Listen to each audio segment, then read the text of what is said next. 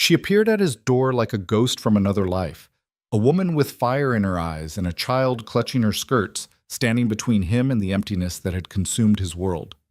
"I was told you need a cook," she said, but Caleb Stone knew instantly she was running from something far darker than poverty. Behind her, the little girl's eyes held secrets that would either save them all or destroy everything he had left. What he didn't know was that in 3 weeks, a man would come to take that child away, and Caleb would have to choose between the safety of silence and the danger of love.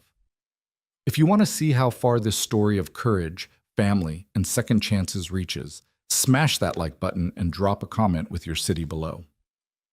Now, let me take you back to a summer evening in 1879, when everything changed with a single knock on a weathered door. The sun was dying over Stone Creek Ranch, bleeding orange and crimson across the Montana sky like a wound that refused to heal. Caleb Stone stood at his kitchen window, hands braced against the counter, watching the light fade from another day he'd survived rather than lived. The house around him breathed with the kind of silence that had weight, the silence of empty rooms and unanswered questions, of meals eaten alone and conversations held only with ghosts. 3 years. 3 years since Sarah had been laid to rest on the hillside overlooking the creek, beneath the cottonwood where they'd carved their initials as young lovers who believed in forever. 3 years since this house had heard laughter or felt the warmth of purpose beyond the mechanical routines of survival.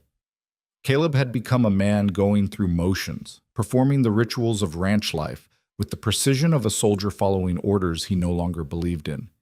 He was 34 years old and felt ancient. The kitchen reflected his state of mind, functional but hollow. Clean dishes sat stacked on shelves, not because he took pride in order, but because he used so few of them. The large oak table that had once hosted Sunday dinners and birthday celebrations now served as a desk for ranch paperwork and a resting place for saddles that needed mending. The stove, a beautiful cast iron piece Sarah had picked out from a catalog, sat cold more often than not. Why fire it up for one man who barely tasted his food anyway? Caleb ran a hand through dark hair that needed cutting, his fingers catching on tangles he couldn't be bothered to comb out properly.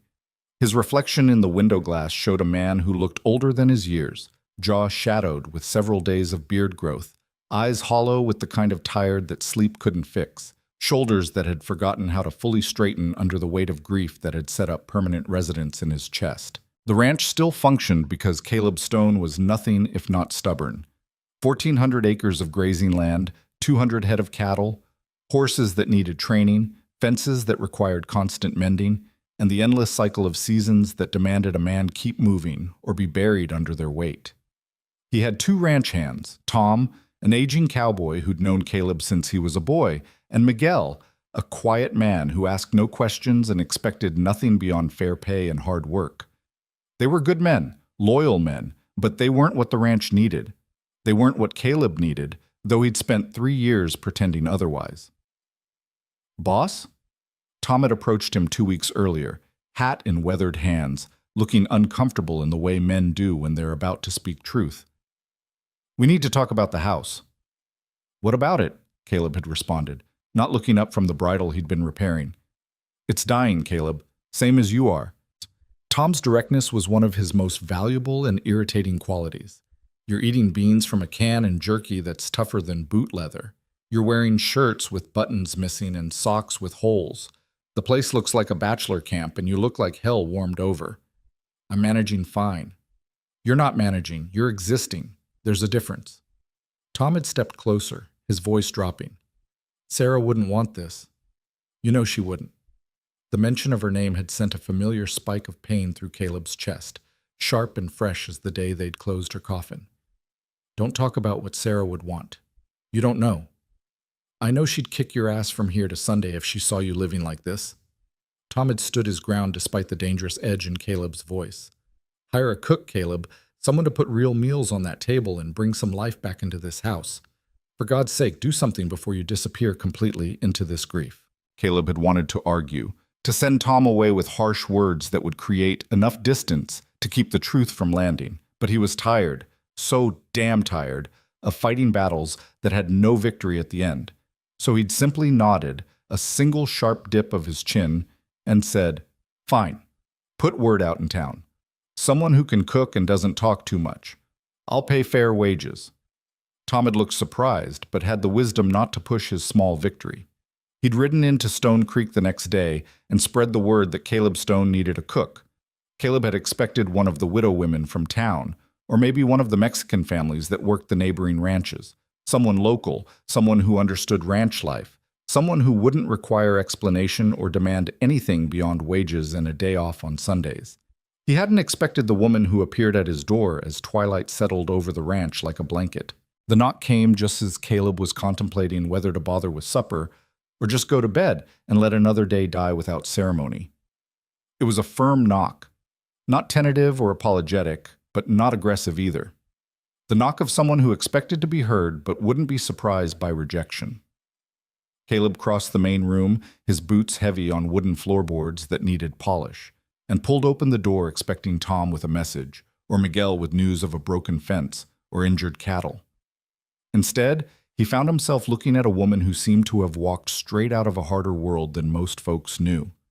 She stood on his porch in a dress that had once been fine, but now showed the wear of too many washings and careful mendings. Dark brown hair was pulled back in a severe knot that revealed a face too thin, with cheekbones too sharp, and shadows under hazel eyes that spoke of too many sleepless nights. She was younger than him, maybe late 20s, but carried herself with the kind of weary determination that added years to any person.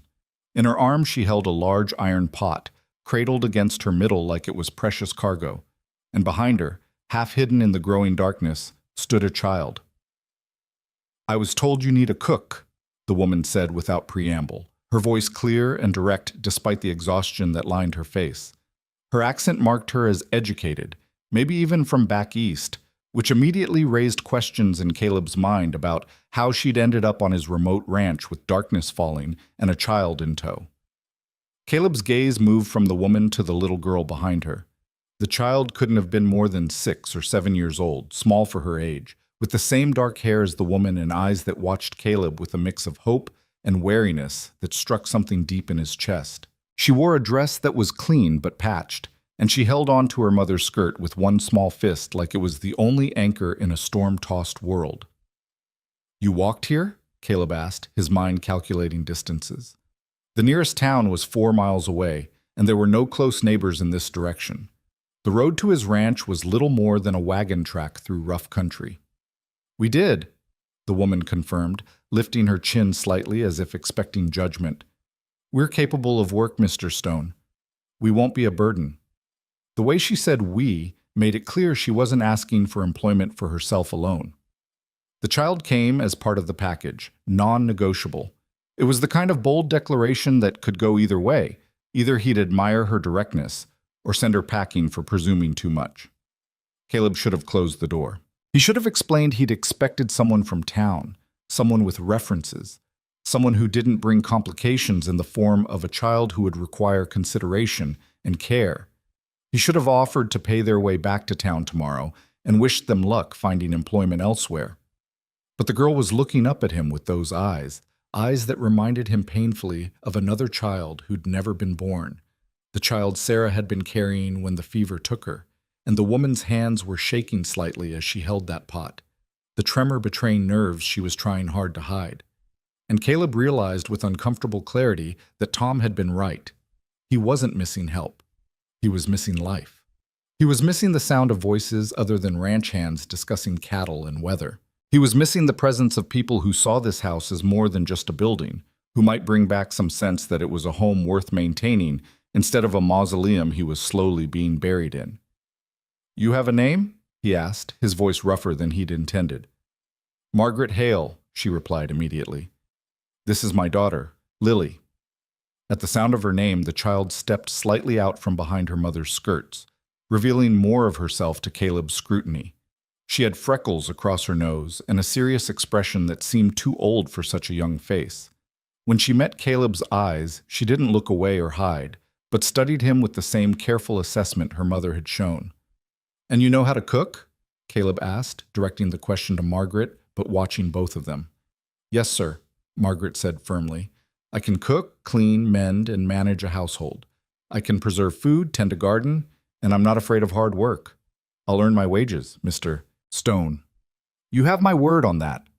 There was pride in her voice, the kind of pride that came from someone who'd lost much, but refused to lose herself in the process. Caleb recognized it because he'd heard the same tone in his own voice when he'd had to accept help in those first awful months after Sarah's death.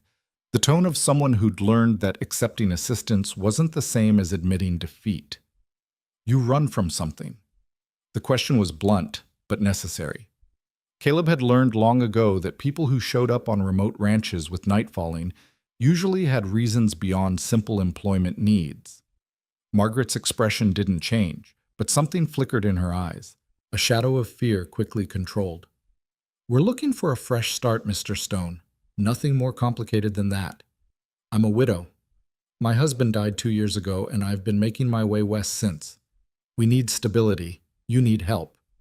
It seems a fair arrangement. It was a careful answer that didn't quite answer the question. But then, Caleb thought, everyone had their ghosts. He had no right to demand she spill hers when he kept his own locked so tight. The work's hard, he said, a final warning. Ranch life isn't easy. Early mornings, late nights. I run cattle, which means sometimes there's no fixed schedule, and winters here are brutal. We're not afraid of hard work, Margaret repeated, and this time her hand came down to rest on Lily's shoulder, a gesture both protective and reassuring. We just need a chance. Lily looked up at her mother, then back at Caleb. When she spoke, her voice was soft but clear in the evening quiet. Mama's a good cook, the best. She makes bread that tastes like sunshine. The unexpected poetry of it, bread that tastes like sunshine, said from such a serious little face, cracked something in Caleb's chest. He found himself almost smiling, the expression feeling strange on a face that had forgotten how. Bread that tastes like sunshine, he repeated, and Lily nodded solemnly, as if this was the most important qualification anyone could offer. Caleb stepped back, pulling the door wider. You'll stay tonight at least. There's a room off the kitchen that should work. We'll discuss terms in the morning when everyone's had rest and can think clearly. Relief flooded Margaret's face so quickly she couldn't hide it, though she tried. Thank you, Mr. Stone. You won't regret this. As she stepped past him into the house, Caleb wondered if that was true. He wondered what he was bringing into his carefully maintained isolation, what complications he was inviting past the threshold of his controlled grief. But then Lily followed her mother inside, and as she passed Caleb, she looked up at him and whispered, "Thank you for letting us stay," with such genuine gratitude that he felt ashamed of his hesitation. "Welcome to Stone Creek Ranch," he said quietly, closing the door against the night and wondering what the hell he'd just done. The room off the kitchen had been meant as a maid's quarters when Caleb and Sarah had built the house, full of hope and plans for a large family that would need help managing. It had never been used for its intended purpose. Sarah had insisted on doing her own housework, claiming she hadn't come west to sit idle while others did the living for her. Now the small room held only a narrow bed with a thin mattress, a chest of drawers with a cracked mirror above it, and a washstand with a chipped basin. Caleb lit the oil lamp on the stand and tried to see the space through Margaret's eyes. Sparse, yes, but clean and private, with a window that looked out toward the barn and mountains beyond. "It's not much," he said, suddenly aware of how little he had to offer. "It's perfect," Margaret said firmly, setting down her iron pot and the canvas bag that contained what Caleb assumed were all their worldly possessions. "Lily and I will be comfortable here." Lily had already moved to the window, pressing her small face against the glass to peer out at the darkened ranch yard. "Can I see the horses tomorrow?" she asked, her voice carrying the first note of childish excitement Caleb had heard from her. "Lily, don't presume," Margaret said quickly, but Caleb shook his head. "She can see the horses," he said. "Tom, he's one of the ranch hands. He'll be around in the morning. He's good with children. He'll show her around if that's all right with you." Margaret's expression softened slightly. "That's kind of you." "Kitchen's through there," Caleb continued, gesturing. "Help yourself to what you need. There's not much. I haven't kept the house well stocked, but there's coffee, flour, some bacon, and eggs. Tom usually brings by milk from town once a week." He paused, aware he was rambling and unsure how to extract himself from the situation gracefully. "I'll be up at dawn. Don't worry about breakfast for me. I usually just grab something quick and get out to work." What time is dawn? Lily asked, turning from the window. About 5:30 this time of year, Caleb answered. The child's eyes widened. That's very early. Lily, Margaret warned again, but Caleb found himself unexpectedly charmed by the girl's directness. It is early, he agreed. But cows don't care much about sleeping in.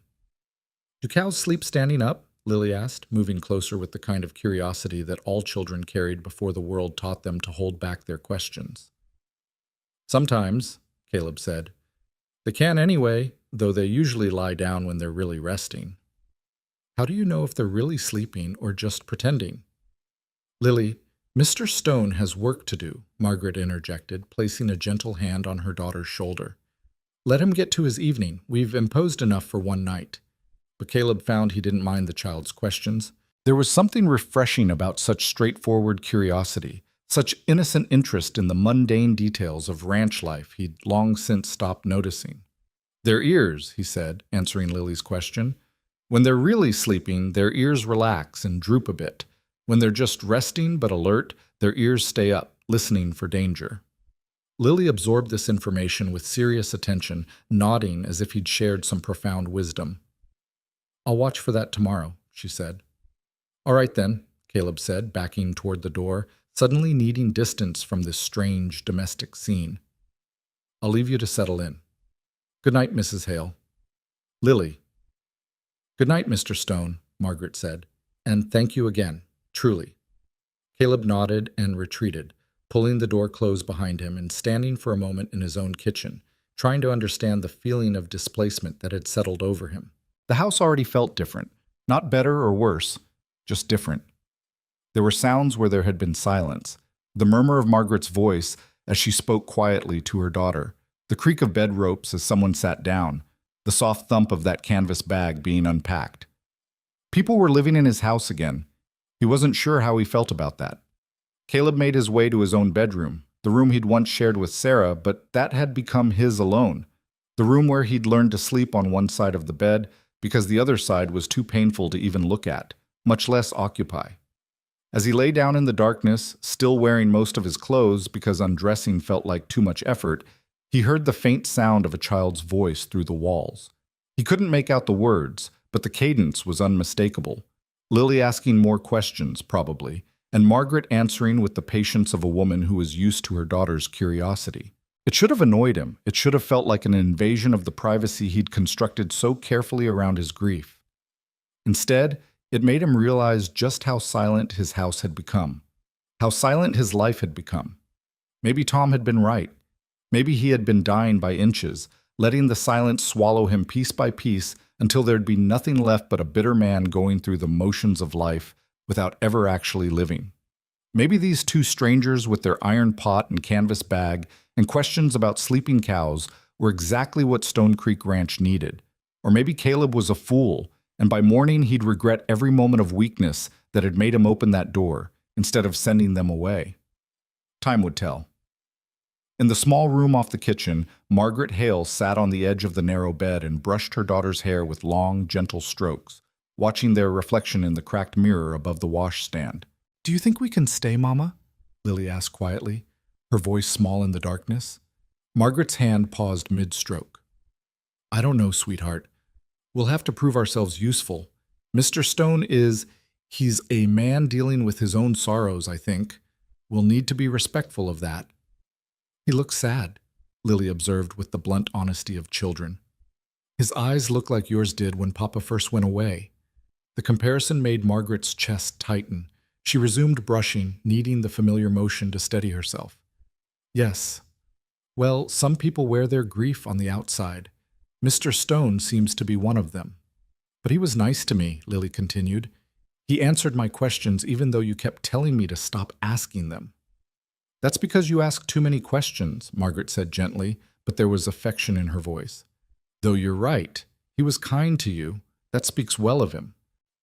They were silent for a moment, listening to the unfamiliar sounds of the house settling around them, the creak of old wood, the whisper of wind against the walls, the distant sound of cattle lowing in the night.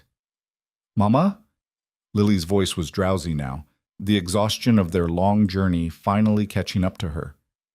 Yes, love? I like it here.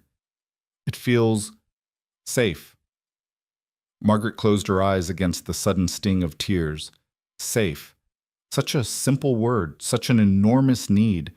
They'd been running for so long, looking over their shoulders, jumping at shadows, never staying anywhere long enough to catch their breath. I hope so, Lily, she whispered, helping her daughter lie down and pulling the thin blanket up to her chin. I truly hope so. But even as she said it, Margaret's gaze drifted to the window, to the darkness beyond, and she couldn't quite silence the voice of fear that whispered this was too good to last, that safety was an illusion, that it was only a matter of time before the past caught up to them. She dealt with that fear when the moment came, she told herself firmly. For tonight, she'd let Lily believe they'd found sanctuary. For tonight, she'd let herself believe it too. Margaret lay down beside her daughter, fully clothed except for her boots, ready to run if necessary, but hoping desperately that running wouldn't be necessary this time. As sleep finally claimed her, her last conscious thought was of Caleb Stone's eyes, hollow with grief but not entirely dead. Not yet. There was still something alive in there, buried deep but fighting to survive. She understood that fight. She'd been fighting the same battle. Maybe that's why they'd ended up here. Two strangers united by loss, and the desperate need to believe that tomorrow could be different from yesterday. Maybe that's why she'd knocked on his door as darkness fell, carrying her iron pot like a talisman and her daughter like a prayer. Maybe that's why he'd opened it. Chot. Dawn came exactly at 5:30, announced by the crow of a rooster somewhere in the ranch yard and the soft golden light that crept through the small window of Margaret's room. She woke instantly, as she'd trained herself to do over the past 2 years, alert and aware before her eyes even opened fully, listening for danger before memory caught up to remind her where she was. Stone Creek Ranch. The widowed cowboy, the room off the kitchen. Safety, maybe. At least for today. Beside her, Lily still slept deeply, her small face peaceful in a way it so rarely was during waking hours. Margaret took a moment to study her daughter in the growing light, the dark fan of lashes against pale cheeks, the slight part of lips that still held the roundness of early childhood, the complete vulnerability of sleep. Everything Margaret did, she did for this child. Every choice, every sacrifice, every mile they'd traveled. Lily was the reason Margaret kept fighting when exhaustion threatened to swallow her whole. Moving carefully so as not to wake her daughter, Margaret rose from the bed and smoothed her dress as best she could. She needed to make herself presentable, needed to begin breakfast before Caleb Stone appeared, needed to prove immediately that hiring her hadn't been a mistake. The kitchen was empty when she entered, though it showed signs of recent use. A coffee cup in the sink, a knife on the counter beside breadcrumbs. Caleb had already been through, helping himself to whatever minimal breakfast he allowed himself before heading out to work. Margaret moved through the space with the practiced eye of someone who'd managed households before circumstances had ripped that life away from her. The kitchen was large and well-designed, clearly built by someone who'd envisioned it as the heart of a busy home. The cast-iron stove dominated one wall, a beautiful piece that must have cost considerable money. Good copper pots hung from hooks, though most showed signs of disuse. The pantry, when Margaret investigated, was indeed sparse. Flour, cornmeal, coffee, a few tins of beans, some salt pork that had seen better days. But there were also the bones of something more. Dried herbs hung from the ceiling beams, clearly long forgotten but still present. Glass jars lined shelves, empty now but waiting.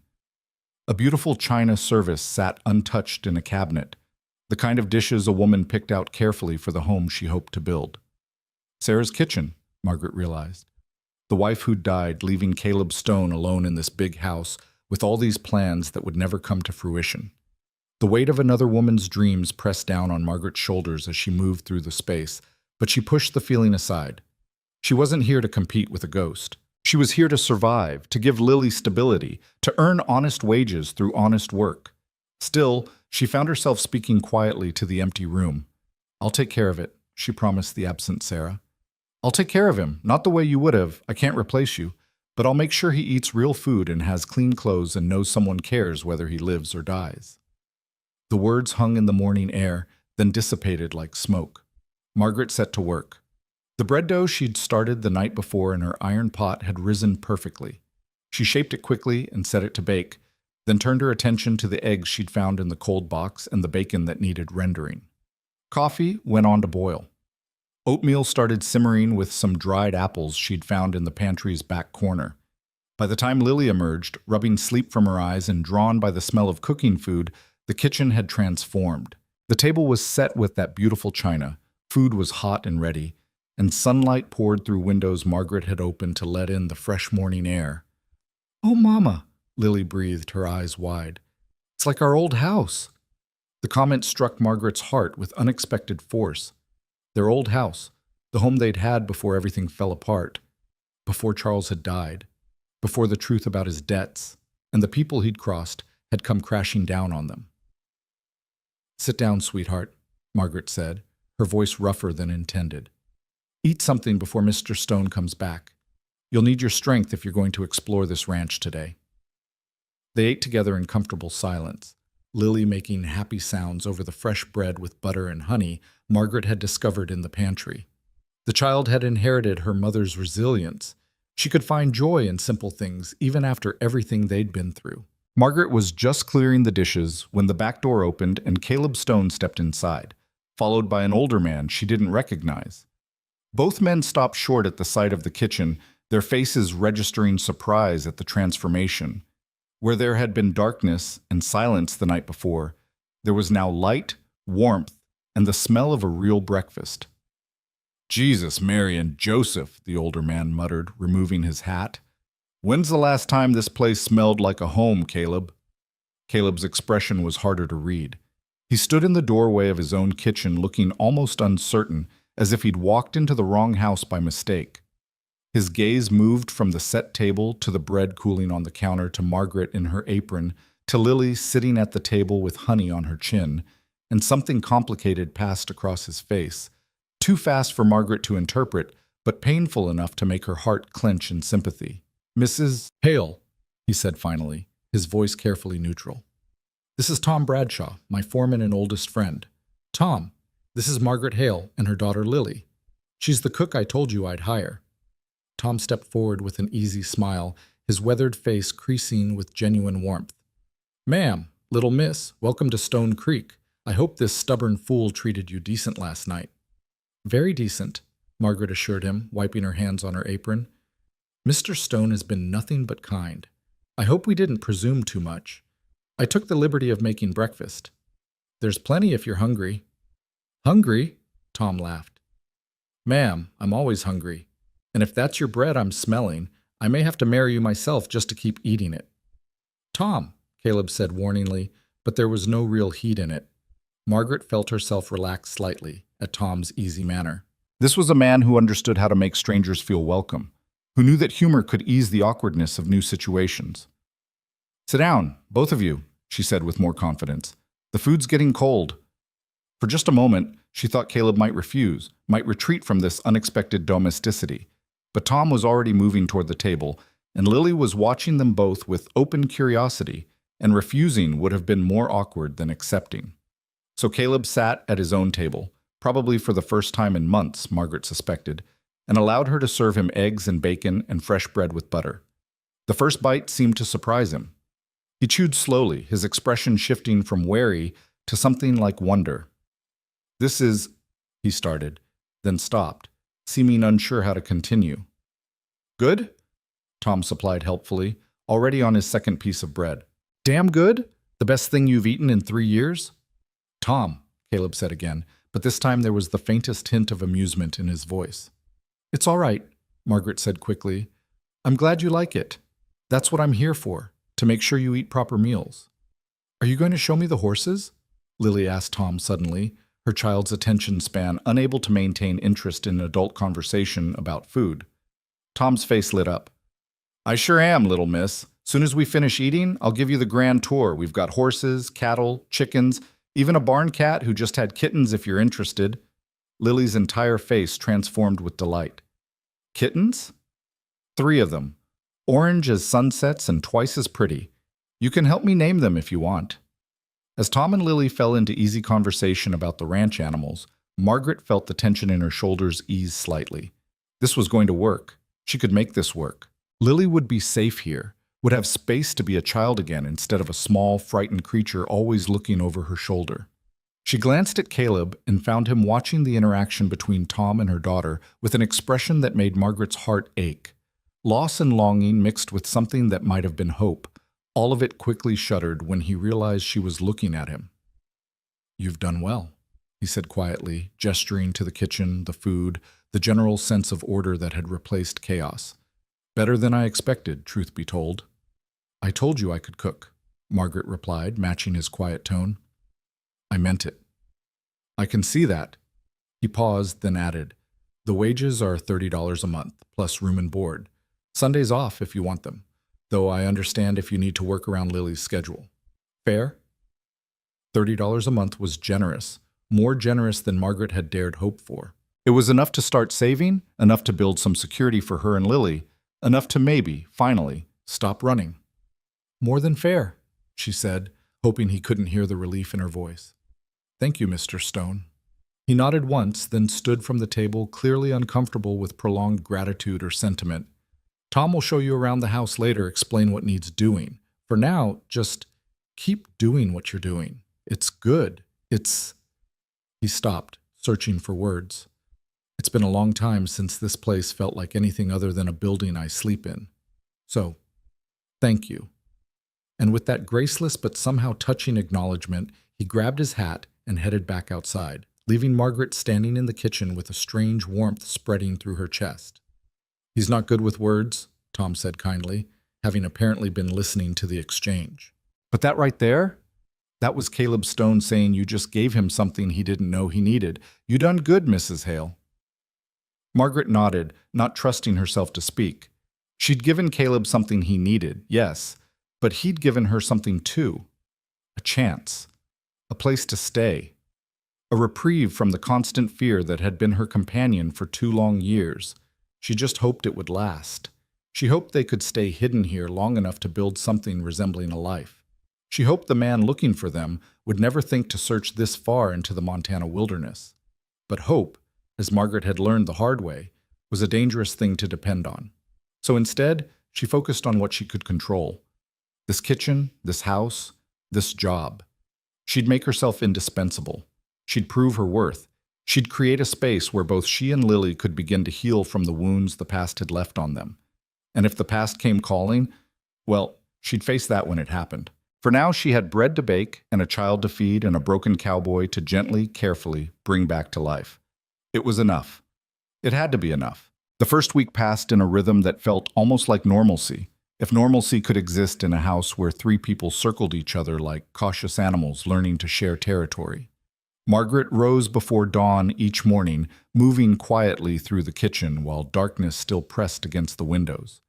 She learned Caleb's preferences without him having to voice them. Coffee strong enough to strip paint, eggs cooked until the yolks were just barely set, bacon crisp but not burned. She learned that he ate quickly, mechanically, as if fueling his body was a chore rather than a pleasure. She learned that he never took seconds, never lingered at the table, never made conversation unless directly addressed.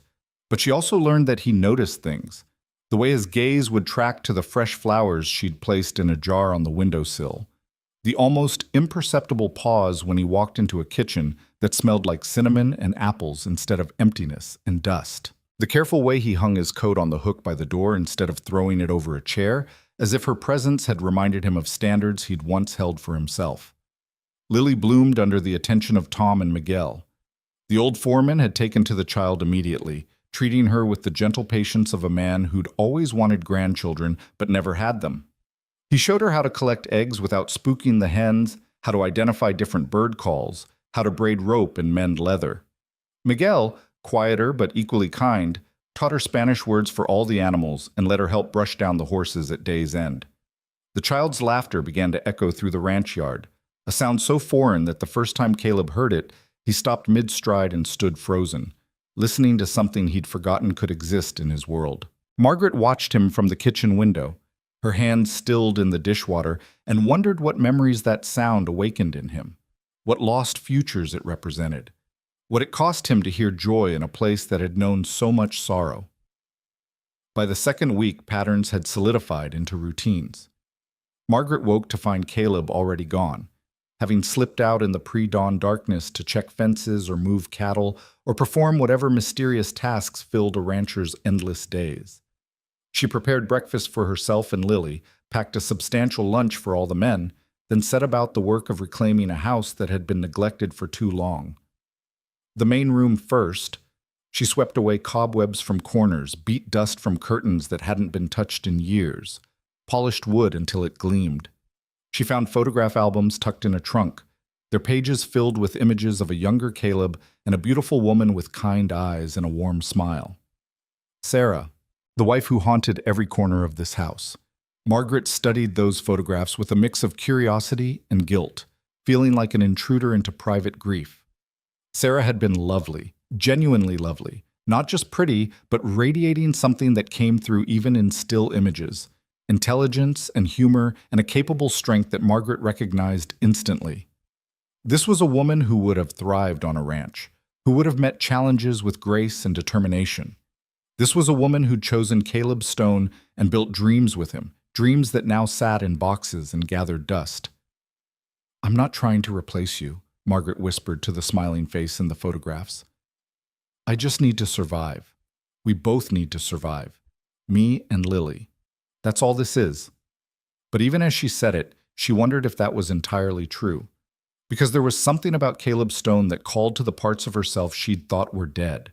Not attraction exactly, though she couldn't deny he was a handsome man beneath the grief and the neglect. It was something deeper than that. A recognition of kindred damage. An understanding of what it meant to keep moving forward when everything inside you wanted to stop. She replaced the albums carefully, keeping her discoveries to herself. This wasn't her history to display or discuss. She was the hired help, nothing more, and she'd do well to remember that boundary. The house responded to her care like a living thing waking from hibernation. Colors brightened as she washed away layers of accumulated grime.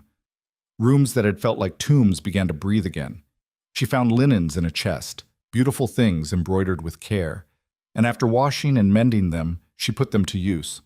The house deserved to be lived in, not preserved like a museum to lost happiness. Caleb noticed. He didn't comment directly, but she caught him running his hand along a newly polished banister, pausing in doorways to study rooms that had been transformed, touching things with an expression that mixed pain with something that might have been gratitude. It was on a Thursday afternoon, nearly 3 weeks into her employment, that the careful distance they'd maintained finally cracked. Margaret was in the kitchen, arms deep in bread dough, when she heard the crash from outside, followed by a string of cursing that would have made a sailor blush. She rushed to the window and saw Caleb in the yard, favoring his left leg, blood streaming from a gash on his forearm, his face twisted in pain and fury. She didn't think. She simply moved. "Lily, stay inside," she commanded as she flew out the door, grabbing clean towels from the line as she passed. Caleb looked up at her approach, his expression darkening. "I'm fine. It's nothing." "It's not nothing. You're bleeding everywhere," Margaret said flatly, reaching for his arm. He tried to pull away, but she held firm with a strength born of necessity. "Hold still and let me see." "I said I'm fine, and I said hold still." Her voice carried an authority that surprised them both. "You can argue with me after I've determined you don't need a doctor. Until then, shut up and let me help you." For a moment, she thought he'd refuse. She could see the war playing out across his face, pride versus pain, independence versus need. But then his shoulders sagged slightly, and he allowed her to lead him to the porch steps. The cut was deep but clean, slicing across his forearm, where he'd apparently caught it on barbed wire. Margaret worked quickly and efficiently, cleaning the wound with water and whiskey, her hands steady despite the intimacy of touching him, of holding his arm across her lap while she worked. "This needs stitches," she said after examining it closely. "Just wrap it. It'll heal." "It'll heal wrong, and probably get infected. Don't be foolish." She looked up at him, their faces closer than they'd ever been. "I can do it if you'll let me. I've sewn up worse." His eyes, gray as storm clouds, studied her with new intensity. "Where did a woman like you learn to stitch wounds?" "A woman like me has learned to do a lot of things survival required," she replied evenly. Do you want my help or not? He held her gaze for a long moment, then nodded once. Do it. Margaret retrieved her sewing kit and a bottle of whiskey, returning to find Caleb exactly where she'd left him, staring out at his ranch with an expression of weary resignation. Drink, she said, offering him the bottle. I don't need drink anyway. This is going to hurt. He took the bottle, swallowed 3 long pulls, then handed it back. Get on with it. The first pierce of the needle made his jaw clench, muscle jumping beneath tanned skin, but he didn't flinch away. Margaret worked as quickly as she could, her stitches small and even, learned from necessity during the awful months after Charles died when doctors were a luxury they couldn't afford. You're good at this, Caleb said through gritted teeth. Practice I wish I'd never gotten. She tied off another stitch. My husband was accident-prone toward the end. I learned to patch him up when he'd come home in various states of damage. What happened to him? The question was direct, unadorned by social niceties or careful phrasing. Maybe the whiskey had loosened his tongue. Maybe the pain had stripped away his usual reserve. Either way, Margaret found herself answering with more honesty than she'd intended. He died owing money to men who don't forgive debts. I didn't know about any of it until they came looking for repayment and found only me and Lily. She pulled another stitch tight, maybe harder than necessary. So we ran. We've been running ever since. The silence that followed felt heavy with significance. Margaret kept her eyes on her work, afraid to look up, afraid of what she'd see in his face. Judgment? Pity? Disgust that he'd brought such trouble into his home? Is someone still looking for you? His voice was quiet, carefully neutral. I don't know. Maybe. Probably. She tied off the last stitch and reached for bandaging. The debt was substantial. The men Charles crossed are the type who make examples of people. But it's been 2 years. Maybe they've given up. Maybe they've forgotten. Maybe you're fooling yourself, Caleb finished bluntly. Men like that don't forget. They don't forgive. If you owe them money, they'll keep looking until they find you or until they're dead themselves. Margaret's hands stilled in their wrapping. I know that. Don't think I don't know that. But what choice do I have? Keep running forever? Lily deserves more than a life lived in constant fear. She deserves stability, school, friends, a childhood that's more than just moving from place to place in the dark. So you came here. So I came here, Margaret confirmed, finishing the bandage and finally meeting his eyes. To the most remote place I could find, where maybe we could disappear long enough to catch our breath. I'm not asking you to protect us. I'm not asking you to fight our battles. I just need time. Time to figure out what comes next. Time to save enough money to maybe go further west. Time to... How much? What? How much does she owe? Caleb's gaze was intense, focused in a way she hadn't seen before. The debt. How much? Margaret laughed, a bitter sound without humor. $2,000. Might as well be $2 million for all my ability to pay it. Caleb was quiet for a long moment, his expression unreadable. Then he stood, testing his newly bandaged arm with careful movements. Thank you for the stitching. You did good work. Caleb... She'd never used his first name before, and it felt strange on her tongue. I shouldn't have told you all that. I'm sorry. If you want us to leave, I don't want you to leave. The words came out rough, almost angry. This house has been dead for 3 years. You and your daughter brought it back to life. I won't send you away because your dead husband made bad choices. He paused, then added quietly, We've all got ghosts, Margaret. Yours just happened to have a price tag attached. The use of her first name sent an unexpected warmth through her chest. They'd been Mr. Stone and Mrs. Hale for weeks, maintaining careful formality like a fence between them.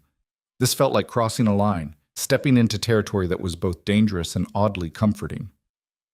Thank you, she said softly, for understanding, for not judging.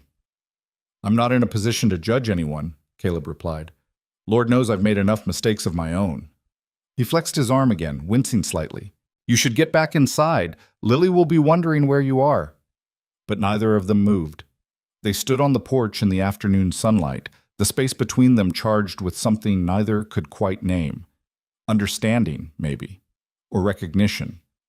The acknowledgement that they were both broken people trying to piece themselves back together with whatever materials they had at hand. "Caleb," Margaret ventured after a moment, "can I ask you something? Seems only fair given what you just told me. Why did you really hire me? Tom said you'd been refusing help for years. What changed?"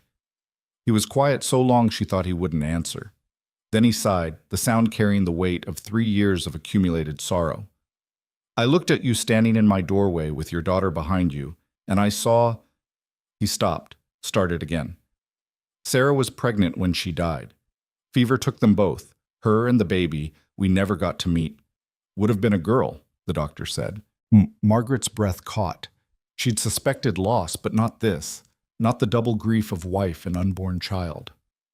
"When I saw Lily," Caleb continued, his voice rough with emotion he wasn't quite managing to control, "I saw the daughter I never had, the life that could have been, and I thought, maybe having life in this house again would hurt less than the silence. Maybe hearing a child's voice would be better than the constant reminder of the voice I'd never hear." "And is it?" Margaret asked gently. "Better?" "I don't know yet," he admitted. "Some days it feels like salt in a wound that never healed right. Other days," he met her eyes, "other days I remember what hope felt like." The confession hung between them, raw and honest and more vulnerable than anything either had shared before. Margaret wanted to say something comforting, something wise, but all the words that came to mind felt inadequate to the moment.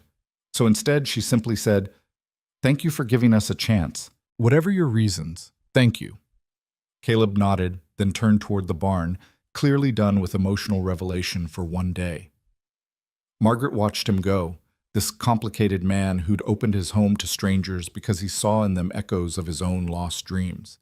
She understood him better now, understood the careful distance he maintained, the walls he'd built around his grief, the way he seemed surprised by moments of joy, as if he'd forgotten he was allowed to feel them.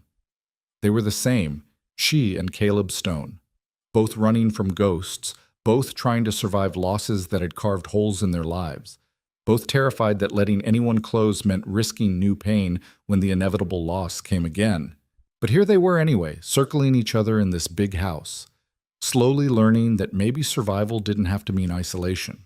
Maybe healing could happen in the presence of someone who understood the weight of the scars you carried. Inside the house, Lily pressed her face against the window, watching her mother watch Caleb walk away. The child's young mind couldn't understand all the complicated feelings swirling between the adults, but she understood safety. She understood that here, on this ranch, with this sad cowboy and her strong mother, she felt less afraid than she had in 2 years. She understood that this place felt like it could become home if they were just brave enough to stay. The days continued to unfold, each one adding another thread to the fabric of their new life. Margaret discovered that Caleb was a man of patterns and routines, finding comfort in the predictability of ranch work. He rose before dawn, checked the cattle, mended fences, trained horses, and returned at sunset covered in dust and sweat and the honest exhaustion of physical labor. He ate the meals she prepared with what seemed like genuine appreciation, though he still rarely lingered afterward. He spoke little but listened carefully when others talked.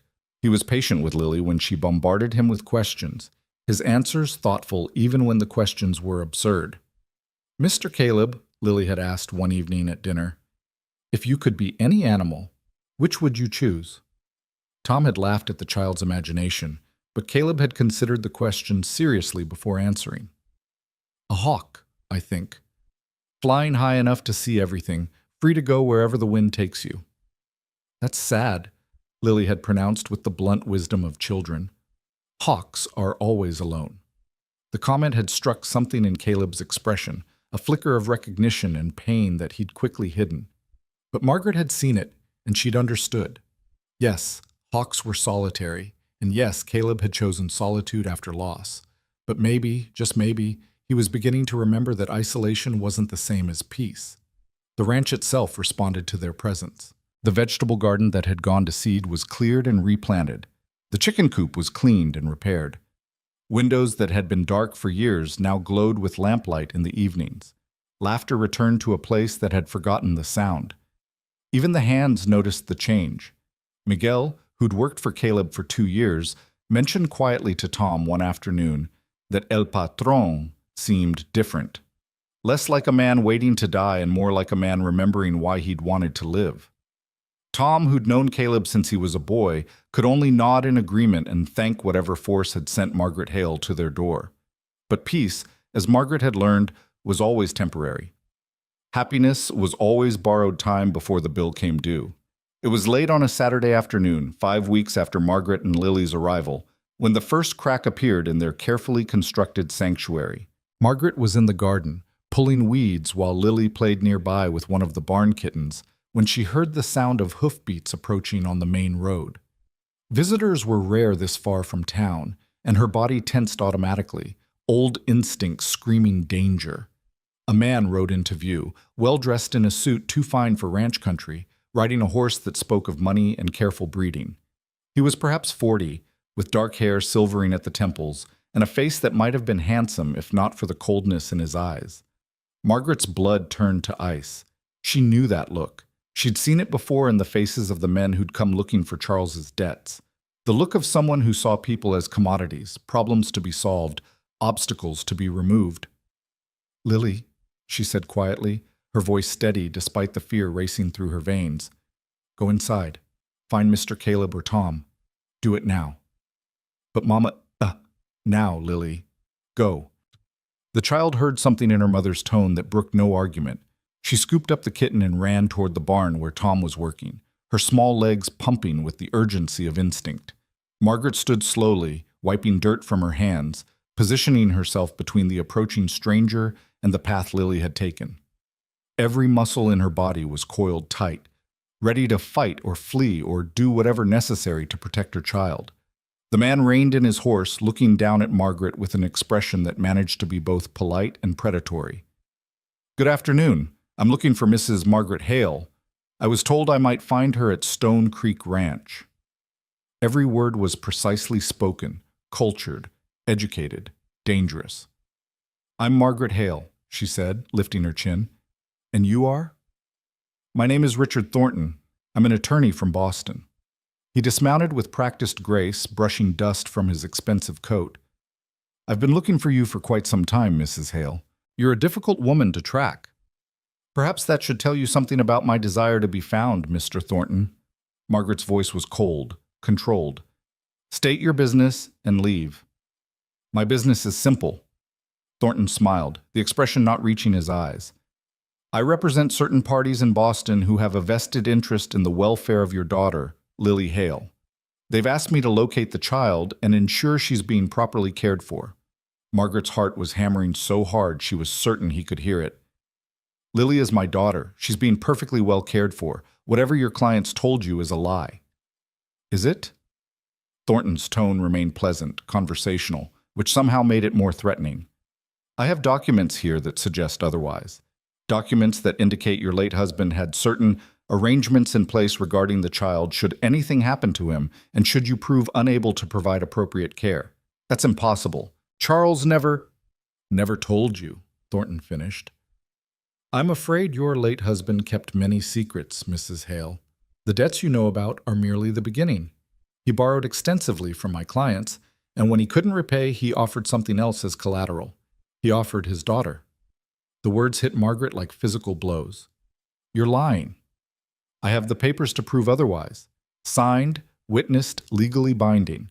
Your husband wagered his daughter's future on business ventures that failed spectacularly. Now my clients are here to collect what they're owed. No one owns my child. No piece of paper gives anyone the right to take her from me." "The law might say differently, Mrs. Hale." Thornton reached into his coat, pulling out a thick envelope. "I have documentation of your husband's debts, his agreements, and testimony from several witnesses regarding your, shall we say, unstable lifestyle over the past 2 years. Constant moving, no permanent residence, no proper schooling for the child. A judge might very well determine that Lily would be better off in the care of a stable, wealthy family who can provide for her future." Margaret's vision blurred with rage and fear. "What you have is a pile of lies and forgeries designed to steal a child from her mother. I won't let it happen. Get off this property before I have you removed by force." "This property?" Thornton looked around with exaggerated interest. You mean this ranch that you've been working at for less than 2 months? Hardly a stable environment for a child, wouldn't you say? And what happens when your employer realizes what kind of trouble you've brought to his door? How quickly will he throw you out when he understands that harboring you could bring legal consequences? The only consequence you'll face is from me if you don't leave. Now. The new voice came from behind Margaret, low and dangerous. She turned to see Caleb approaching, Tom and Miguel flanking him, all three men wearing expressions that made clear they'd heard enough of the conversation to understand the threat. Thornton's smile widened, unbothered by the display of force. Ah, you must be Mr. Stone, the owner of this charming establishment. I apologize for the disruption, but I'm here on legal business regarding Mrs. Hale and her daughter. I heard your legal business, Caleb said flatly. Sounded more like extortion and lies to me. So I'll say it once more clearly. Get off my land. Mr. Stone, I understand you want to protect your employee, but she's not just my employee. She's under my protection. The child is under my protection. And I don't take kindly to threats against people under my protection. Caleb moved to stand beside Margaret, his presence solid and reassuring. Whatever papers you have are worthless out here. We do things differently in Montana. We protect our own. How noble, Thornton said dryly. But protection won't matter when the law arrives. I'll be back with a federal marshal and a court order. And when I return, I'll be taking the child into custody, whether you approve or not. He swung back into his saddle with fluid ease. You have 1 week to make your peace with it. After that, resistance will only make things harder for everyone involved. He turned his horse and rode away at a leisurely pace, confident and unhurried, a man who believed the law was on his side. Margaret's legs gave out the moment he was out of sight. She would have fallen if Caleb hadn't caught her, his strong hand steadying her as she gasped for breath against the panic threatening to overwhelm her completely. He can't, she managed to say through chattering teeth. He can't take her. She's all I have. She's everything. He won't, Caleb said firmly. I promise you, Margaret, he won't take that child. But even as he said it, Margaret saw the worry in his eyes, because they all knew the truth. The law was a powerful weapon in the hands of men with money and connections. And they were just simple people on a remote ranch, with no influence and limited resources. How did you fight power when you had none yourself? How did you protect the innocent when the system itself was corrupt? Margaret didn't have answers. All she had was the fierce primal determination of a mother who would die before letting anyone take her child. And as she looked into Caleb Stone's eyes, she saw that same determination reflected back at her. Whatever was coming, they would face it together. The battle for Lily's future had just begun, and surrender was not an option either of them would ever consider. That night, sleep was impossible. Margaret sat in the rocking chair beside Lily's bed, watching her daughter's peaceful face in the moonlight streaming through the window, memorizing every detail as if this might be the last time she'd have the chance.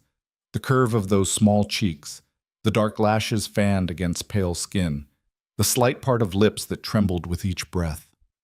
Every mother's instinct in her body screamed that danger was coming, and this time there might be no escape. Lily stirred, sensing her mother's presence even in sleep, and Margaret reached out to smooth the child's hair with trembling fingers. I won't let them take you, she whispered into the darkness. I don't care what papers they have or what lies they tell. You're mine, and I will burn the world down before I let them steal you from me. The words were a vow, a prayer to whatever force governed the universe, a promise written in her bones and sealed with every drop of blood in her veins. A soft knock on the door made her turn. Caleb stood in the doorway, still fully dressed despite the late hour, his face shadowed but his presence somehow steadying. Can't sleep either? He asked quietly. Margaret shook her head. Every time I close my eyes, I see him taking her. I see her crying for me while strangers carry her away to some house in Boston, where she'll be raised by people who bought her like property. Caleb stepped into the room, moving carefully so as not to wake Lily.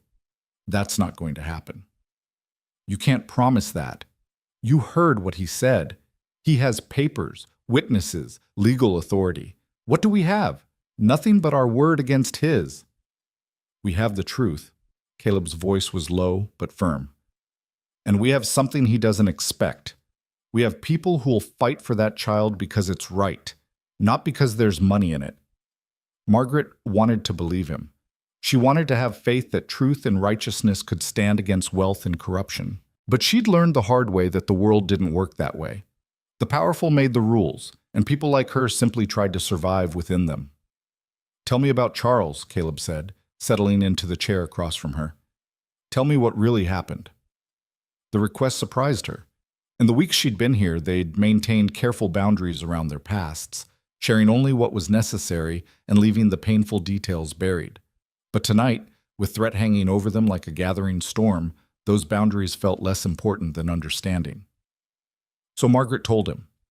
She told him about meeting Charles Hale when she was 22, a teacher in a small school in Philadelphia. He'd been charming, educated, full of grand plans and bigger promises. He'd courted her with poetry and passion, painting pictures of a life filled with adventure and security. She'd believed him because she'd wanted to believe, because loneliness made you vulnerable to beautiful lies. The first year of marriage had been good. Charles worked as an accountant for a shipping company. They'd had a small but comfortable home. And when Lily was born, Margaret had felt her life was complete. She had a family. She had purpose. She had everything she'd ever wanted. But then Charles had started coming home late, smelling of whiskey and cigars, making excuses that grew increasingly elaborate and decreasingly believable. Money became tight.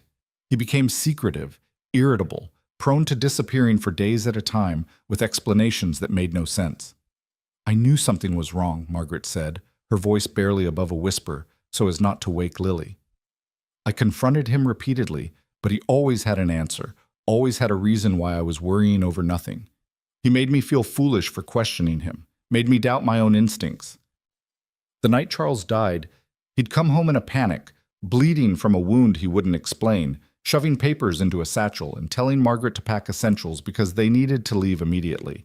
Before she could demand answers, men had burst through their door, rough men with violence in their eyes and demands for money Charles didn't have.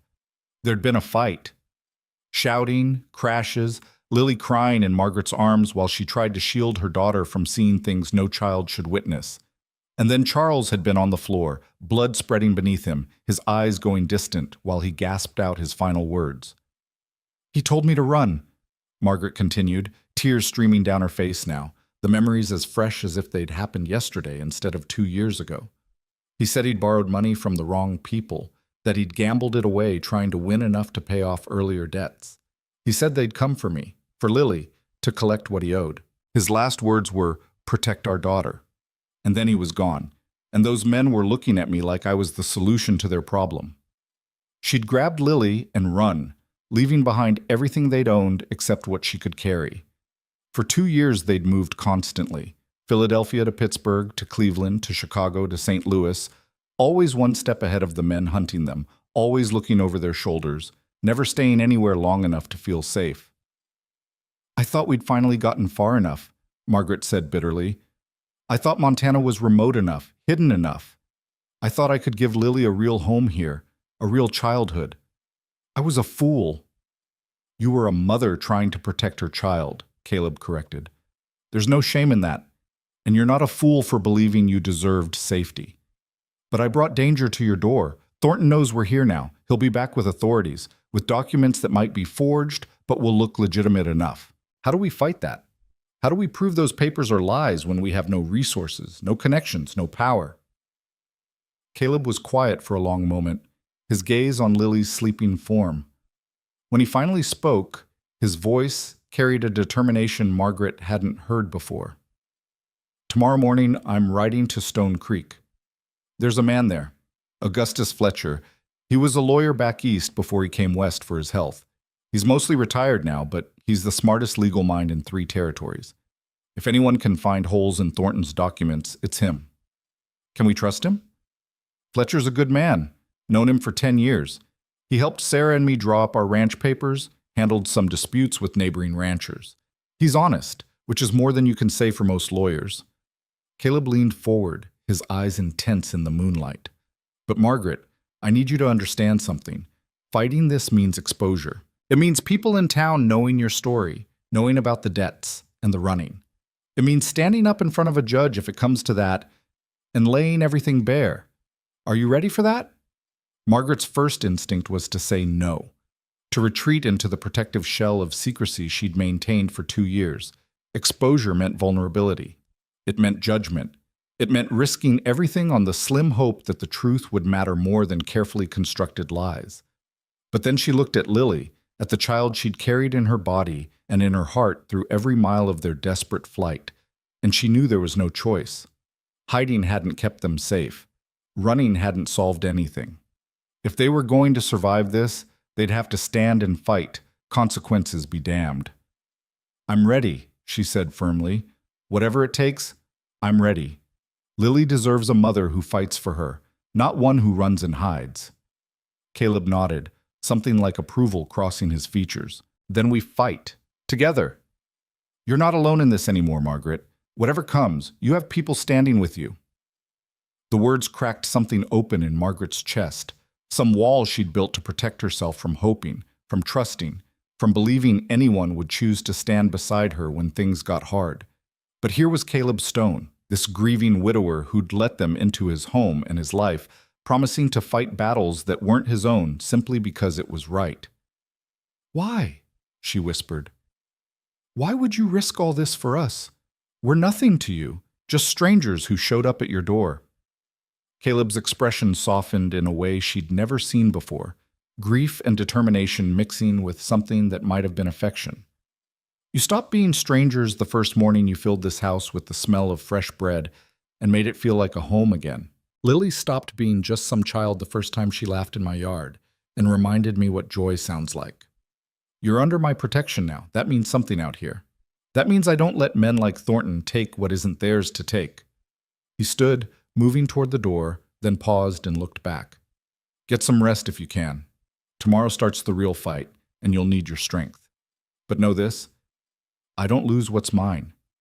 And somehow, in the past weeks, you and Lily became mine to protect. I won't fail you." After he left, Margaret sat in the darkness, processing everything that had been said and unsaid.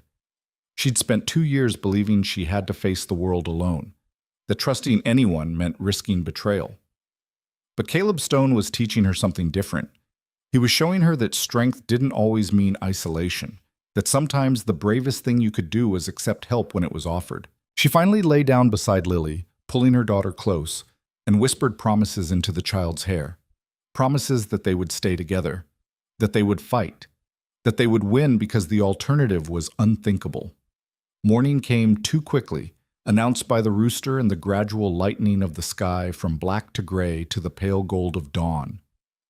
Margaret rose and went through the motions of preparing breakfast, her hands performing familiar tasks while her mind raced through scenarios, each one more frightening than the last.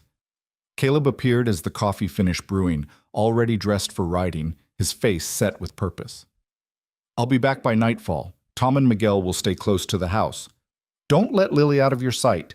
And if Thornton comes back before I return, you send Miguel for the sheriff. Don't engage with him alone." "The sheriff can be trusted?" Margaret asked, handing him a cup of coffee and a cloth-wrapped bundle of food for the journey. "Sheriff Morrison's a fair man. He won't let anyone take a child without proper cause, and he sure as hell won't appreciate some Boston lawyer trying to throw weight around in his territory." Caleb drained the coffee in 3 long swallows. "But Fletcher's our best chance. If those documents have weaknesses, he'll find them." After Caleb rode out, the ranch felt too quiet, too exposed. Margaret kept Lily inside despite the child's protests, finding tasks to keep them both occupied and away from windows. She baked bread she didn't need, mended clothes that weren't torn, cleaned surfaces that were already spotless. Anything to keep her hands busy and her mind from spiraling into panic. Tom checked on them hourly, his weathered face creased with concern. "Boss'll fix this," he assured Margaret during one visit. "He's got that look he used to get when facing down rustlers or dealing with difficult cattle buyers. Means he's in fighting mode, and Caleb Stone in fighting mode is something to see." "I hope you're right," Margaret said. "I hope determination is enough."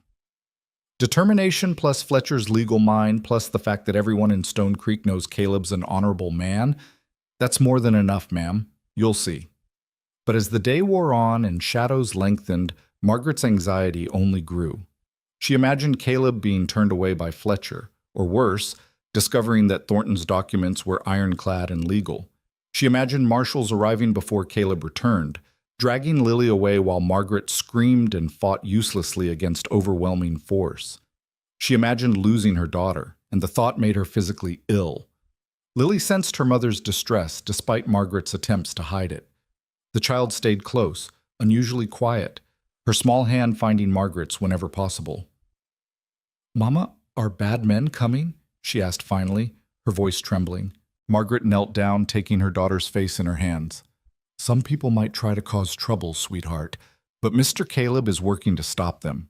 And no matter what happens, I want you to remember something important. You are my daughter. Nothing anyone says or does can change that. You belong with me, and I will fight with everything I have to keep us together. Do you understand?" Lily nodded, tears welling in her eyes.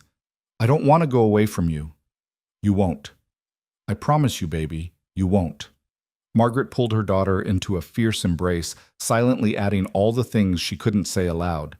That she'd kill anyone who tried to take this child, that she'd run again if necessary, harder and farther than before. That there was no law, no document, no threat in the world that could make her willingly surrender her daughter. The sun was setting when they finally heard hoofbeats approaching. Margaret's heart leapt into her throat, her body tensing for flight or fight.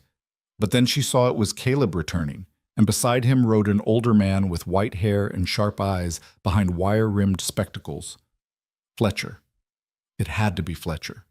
Margaret met them at the door, trying to read Caleb's expression for clues about what he'd learned. His face was carefully neutral, giving nothing away, which somehow made her more nervous. "Mrs. Hale," the older man said, dismounting with the stiffness of age. "I'm Augustus Fletcher. Caleb's told me about your situation. Might we come inside and discuss it properly?" They settled in the main room, Lily sent to her room despite her protests, while Fletcher spread papers across the table. Notes he'd made during his conversation with Caleb, references to territorial law, precedents from cases he remembered. "First things first," Fletcher said, his voice calm and professional. "Tell me everything about these men your husband owed money to. Names, if you know them, what they look like, anything Charles might have said about them." Margaret recounted what she knew, which felt painfully inadequate. Charles had been secretive, paranoid. He'd mentioned names in his final moments: Sullivan, Brennan, people involved in gambling and worse, but nothing concrete enough to trace. Fletcher nodded, making notes. "And this Thornton, describe him precisely. His appearance, his manner of speaking, any details you remember." Margaret did her best, painting a picture of the well-dressed attorney with cold eyes and cultured voice. Fletcher's expression grew increasingly interested as she spoke. "Tell me," he said when she finished. "Did Thornton show you these supposed documents? Let you examine them?" "No, he just claimed to have them, said they were signed and witnessed." "Interesting." Fletcher tapped his pen against his notes. "Because if the documents were legitimate, he would have served you with them immediately. The fact that he merely threatened their existence suggests they might not be as ironclad as he wants you to believe." Hope flickered in Margaret's chest. "You think they're forgeries?" "I think it's possible. Men like Thornton operate in gray areas, using intimidation and the appearance of legal authority to get what they want, but appearance isn't the same as reality."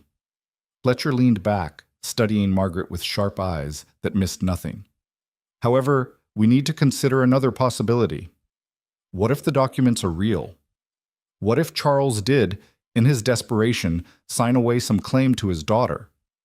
The words hit Margaret like a physical blow. "He wouldn't. He loved Lily." "Desperate men do desperate things," Fletcher said gently. "I'm not saying he did it willingly or with full understanding of what he was signing. Loan sharks are experts at burying important clauses in complex documents, but we need to prepare for all possibilities." "So what do we do?" Caleb asked, speaking for the first time since they'd sat down. "How do we fight this?" Fletcher was quiet for a moment, organizing his thoughts. "First, we demand to see the actual documents. Under territorial law, no child can be removed from a parent's custody without proper legal proceedings. That means Thornton needs to present his evidence before a judge. We'll force him to do exactly that." "And if a judge sides with him?" Margaret's voice was barely steady. "Then we appeal. We fight. We bring character witnesses who can testify to your fitness as a mother and the child's well-being in your care. We challenge every aspect of those documents, the signatures, the witnesses, the circumstances under which they were allegedly signed. We make it expensive and difficult and public enough that Thornton's clients might decide it's not worth the trouble. Fletcher's gaze moved between Margaret and Caleb, something calculating in his expression. There is one other option, though it's unconventional. If Lily were legally adopted by someone with standing in the community, someone whose custody couldn't be questioned, those documents, real or forged, would become irrelevant. Charles Hale could only sign away his own parental rights, not those of a legal guardian appointed after his death. Understanding dawned slowly, and Margaret felt her face flush. I mean that if Caleb Stone were to legally adopt Lily as his daughter, or if you and Caleb were to marry, establishing him as the child's legal stepfather, Thornton's claims would have no basis. The child would be under the protection of a respected rancher and territorial citizen. Try as he might, Thornton couldn't overcome that. The room fell into shocked silence. Margaret couldn't look at Caleb, couldn't breathe, couldn't process what Fletcher was suggesting. Marriage, adoption, legal ties that went far beyond hiring her as a cook.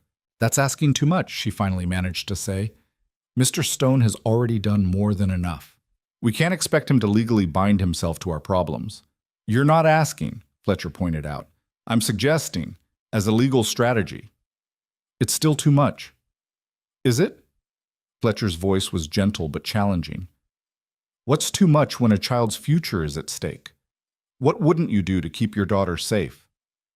Anything, Margaret whispered. I'd do anything, but I can't ask someone else to sacrifice their freedom for our sake. Then it's fortunate you're not asking. Caleb's voice cut through the tension, firm and decided. Fletcher's right. If adoption or marriage would protect Lily, then that's what we'll do. Margaret's head snapped up, meeting his eyes across the table. Caleb, you can't possibly...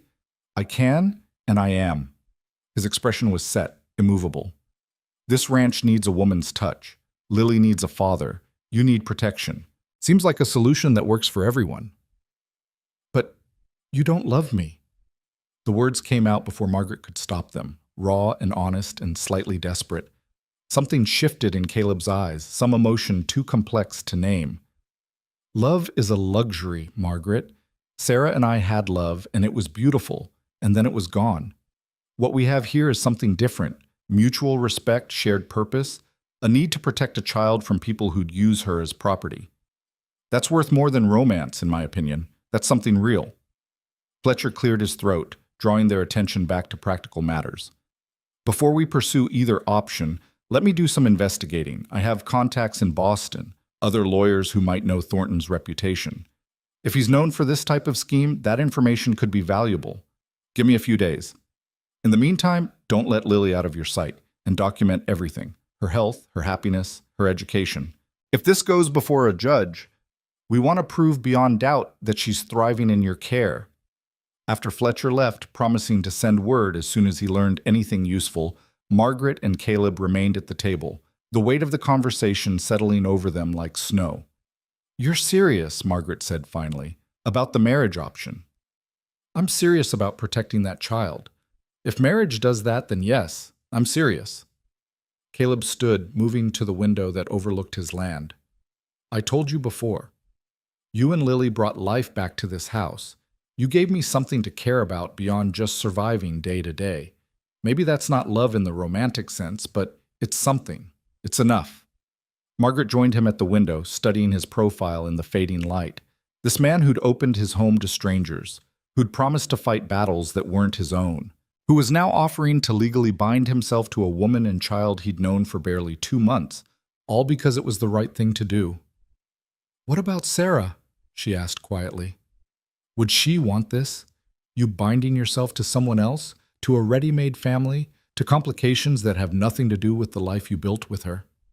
Caleb was silent for a long moment. Sarah would want me to live, he said finally. She'd want this house filled with laughter instead of ghosts. She'd want me to find purpose again. And she'd definitely want an innocent child protected from men who'd treat her like property. He turned to face Margaret fully. This isn't about replacing Sarah or forgetting what we had. This is about honoring her memory by being the kind of man she believed I was, the kind who stands up for what's right, no matter the personal cost. Tears stung Margaret's eyes. I don't deserve your kindness. Kindness has nothing to do with it. This is justice. This is refusing to let evil men win because they have money and we don't. His hand found hers, squeezing gently. We're in this together now, Margaret. Whatever comes, we face it as a united front. Whether that means marriage or adoption or just standing side by side in court, we don't let them break us. Agreed? Margaret nodded, unable to speak past the emotion clogging her throat. For 2 years, she'd believed she had to fight alone, had to protect Lily through her own strength and cunning. But here was Caleb Stone, offering to share the burden, to stand as a shield between her daughter and the darkness pursuing them. Agreed, she finally managed. Together. They stood there as night fell completely, hands clasped, both staring out at the ranch that had somehow become a battleground. Neither of them knew what the next days would bring. Neither could predict whether Fletcher would find ammunition for their fight or whether Thornton would return with overwhelming force. But they knew one thing with certainty. They wouldn't surrender. They wouldn't let fear dictate their choices. They would fight for Lily with everything they had, consequences be damned. In her room, Lily pressed her ear against the door, listening to the murmur of adult voices discussing her future. She didn't understand all the words, couldn't grasp all the complexities, but she understood the important part. Mr. Caleb was trying to keep her safe. Mama was fighting to keep them together. And somehow, in the midst of all this fear and uncertainty, the three of them were becoming something like a family. It wasn't what Lily had imagined family would be. There was no real father, no traditional happiness, no simple happily ever after. But there was fierce devotion. There was determination to protect each other. There was a willingness to sacrifice personal comfort for collective safety. Maybe that was what family really meant. Not blood or law or conventional arrangements, but choosing to stand together when the world tried to tear you apart. Lily climbed into bed and closed her eyes, holding tight to that thought like a talisman against the darkness. Whatever came next, they would face it together. Mr. Caleb had promised, and Mama had agreed, and Lily trusted them both with the absolute faith that only children possess. They would be okay. They had to be okay.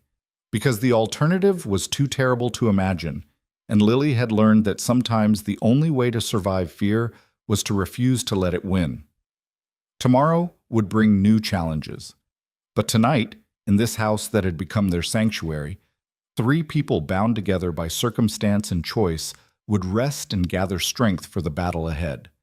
The fight for Lily's future was just beginning, and surrender had never been an option any of them would consider. 3 days passed in tense anticipation, each hour stretching like pulled taffy while they waited for word from Fletcher. Margaret threw herself into work with almost manic energy, scrubbing floors that didn't need scrubbing, reorganizing pantries that were already organized, baking enough bread to feed an army. Anything to keep her hands busy and her mind from spinning through worst-case scenarios. Caleb stayed closer to the house than usual, finding tasks that kept him within shouting distance. He repaired the porch railing that had been loose for months, replaced shingles on the barn roof, mended tack in the yard where he could see both doors. Tom and Miguel took turns keeping watch on the main road, ready to sound an alarm if Thornton or anyone else approached. Lily felt the tension like a physical presence, growing quieter each day, staying close to Margaret with an anxiety that broke her mother's heart. The child who'd begun to bloom in the safety of the ranch was retreating back into the frightened creature they'd been during their years of running. On the afternoon of the 3rd day, a rider appeared on the horizon. Not Fletcher, but a young man Margaret didn't recognize, carrying a leather satchel that marked him as a messenger. Her heart lurched into her throat as Caleb met him in the yard, accepting an envelope with grim determination.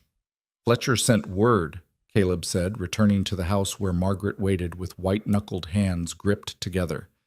He's found something, wants us to come to town tomorrow morning early, says it's important we meet before Thornton makes his next move. Did he say what he found? Margaret's voice came out thin, reedy with hope she was afraid to feel. No details in the message, just that we need to come, and we need to bring Lily. Caleb's expression was unreadable. He also says to bring any papers you have from your marriage to Charles, anything that might prove dates or circumstances. Margaret's mind raced through their meager possessions. She had her marriage certificate, carefully preserved despite 2 years of running. She had Lily's birth certificate. She had a few letters Charles had written during a business trip early in their marriage, before everything fell apart. Not much, but perhaps enough. "We'll go," she said firmly. "All three of us. Whatever Fletcher's found, we face it together." That night, Margaret barely slept. She lay in the darkness, listening to Lily's breathing, trying to memorize the sound in case this was one of the last nights they'd share a room. The thought made her physically ill, but she forced herself to consider it. If tomorrow brought bad news, if Fletcher had discovered Thornton's documents were legitimate and unassailable, what would she do? Run again? Fight anyway? How far would she go to keep her daughter? The answer came swift and certain, as far as necessary. To the ends of the earth, beyond the bounds of law or reason. She was a mother, and mothers didn't calculate costs when their children's lives hung in the balance. Morning came gray and cold, autumn asserting itself with frost that painted the windows and breath that misted in the air. Margaret dressed carefully, choosing her best dress. The one she'd been married in, actually, altered and mended but still respectable. She wanted to look like a proper mother, a woman of substance, someone who deserved to keep her child. Lily wore her Sunday dress, the blue one with lace at the collar that Margaret had sewn herself. The child's face was pale, her eyes too large, but she held herself with a dignity that made Margaret's heart swell with fierce pride. Whatever else Charles had been, whatever mistakes he'd made, he'd given Margaret this extraordinary child. That counted for something. Caleb appeared dressed in clothes Margaret had rarely seen him wear. A proper suit, dark and well-tailored, his hair neatly combed and face freshly shaved. He looked like a different man, transformed from weathered rancher to respectable gentleman. The effect was striking, and Margaret felt an unexpected flutter in her chest that had nothing to do with fear and everything to do with the realization that Caleb Stone was an uncommonly handsome man when he made the effort. "Ready?" he asked, and Margaret nodded, taking Lily's hand and following him to the wagon he'd prepared. The ride to Stone Creek took just under an hour, the three of them silent with anticipation.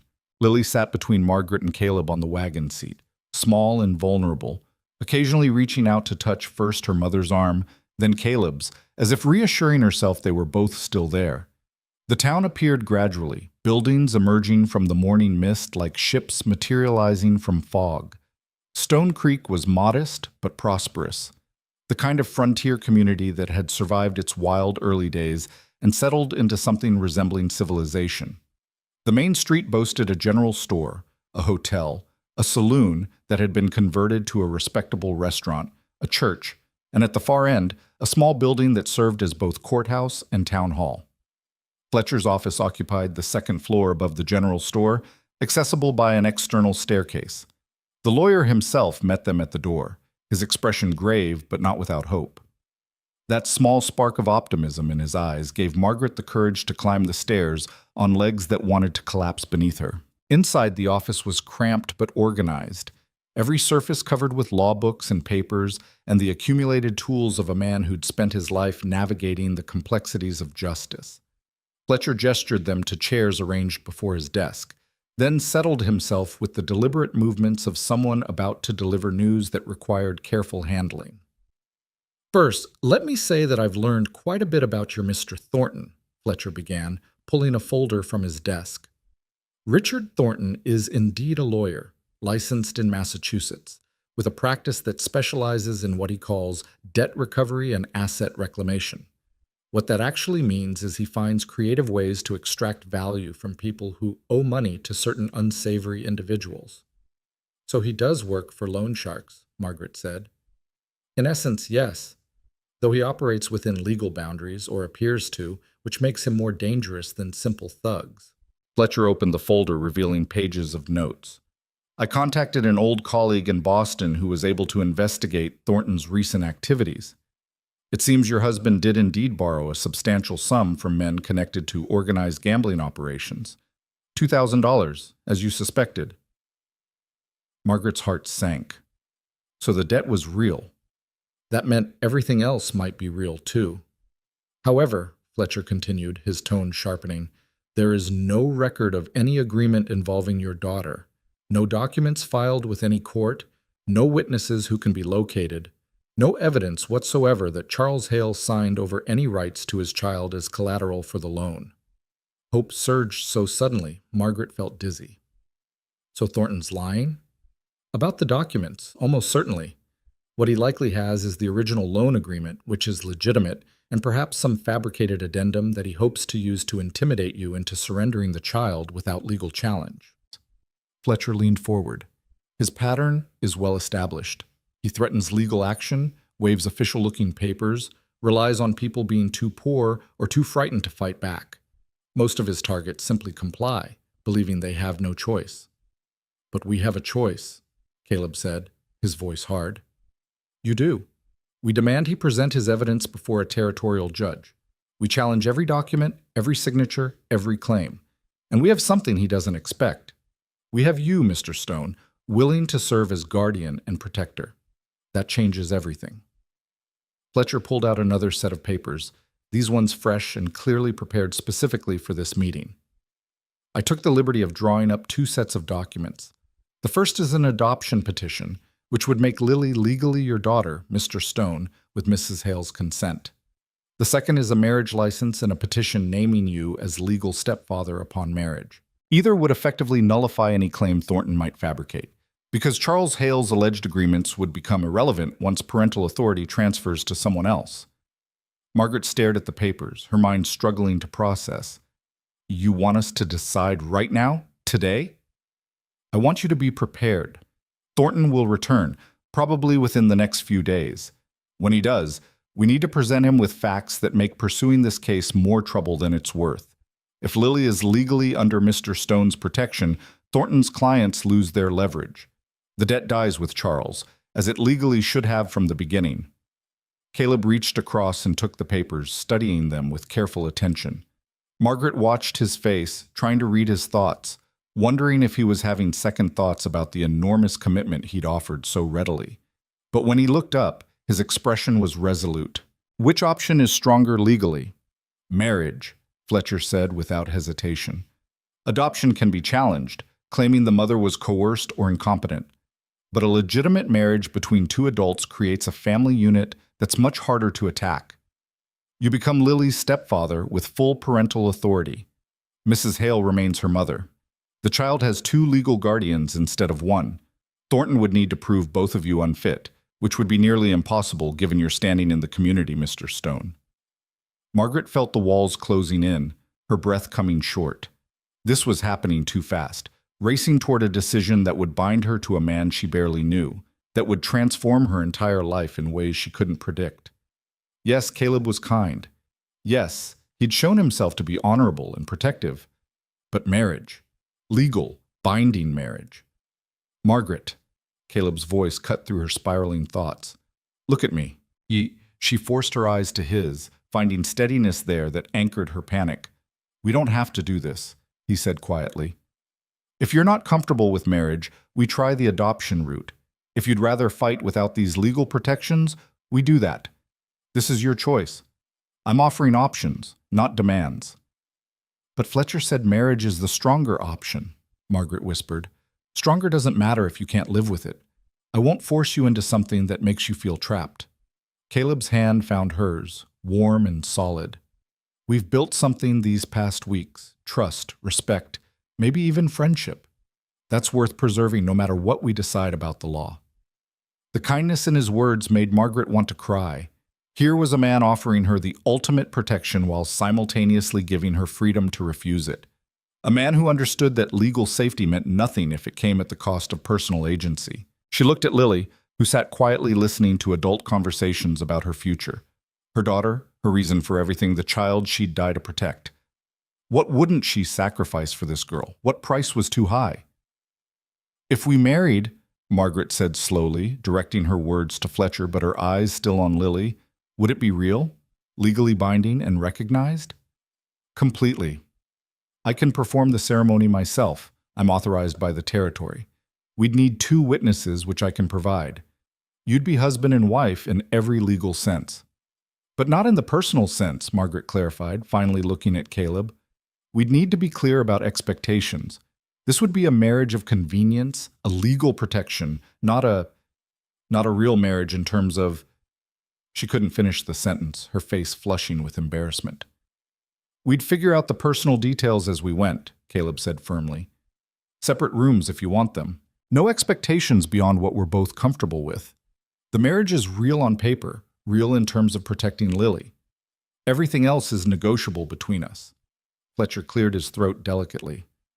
I should mention that for the marriage to be unassailable legally, it should appear genuine.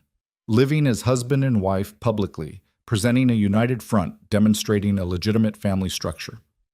What happens privately is your business, but outwardly, it needs to be convincing. Can we do that? Margaret asked Caleb. Can we pretend well enough to fool people who will be looking for reasons to tear this apart? Caleb's thumb traced across her knuckles, a gesture that was both comforting and intimate. I think we can do more than pretend. I think we can build something real, maybe not romance, but partnership, respect, shared purpose. That's more than a lot of married couples have. He was right, Margaret realized. She'd seen marriages based on love crumble under pressure. She'd lived in one herself, watching Charles's charm give way to lies and weakness. But this thing she and Caleb were building was different. It was founded on honesty, on mutual need, on a clear-eyed understanding of what they could offer each other. Maybe that was stronger than romance. Maybe that was what would last when the pretty feelings faded. All right, Margaret said, her voice steadier than she felt. Let's do it. Let's get married. Lily's head snapped up, her eyes wide. You're marrying Mr. Caleb? He's going to be my papa? The hope and fear mixed in the child's voice nearly undid Margaret's composure. He'll be your stepfather, sweetheart, which means he'll help take care of us and protect us. Would you like that?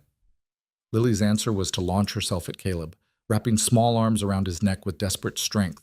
Yes, I want that. I want you to be my papa. Caleb stiffened for just a moment. Then his arms came around the child, holding her with a gentleness that made Margaret's heart clench.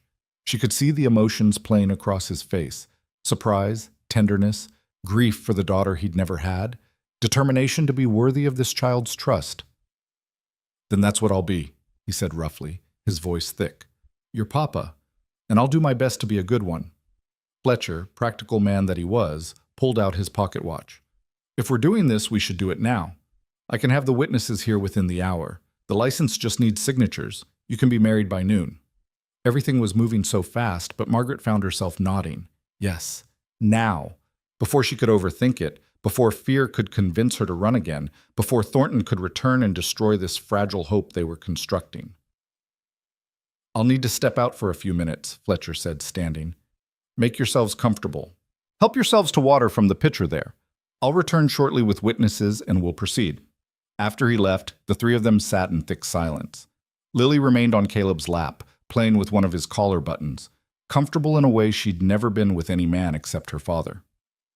Margaret watched them together and felt something shift in her chest, some locked door beginning to open. Are you sure? She asked Caleb quietly. Truly sure?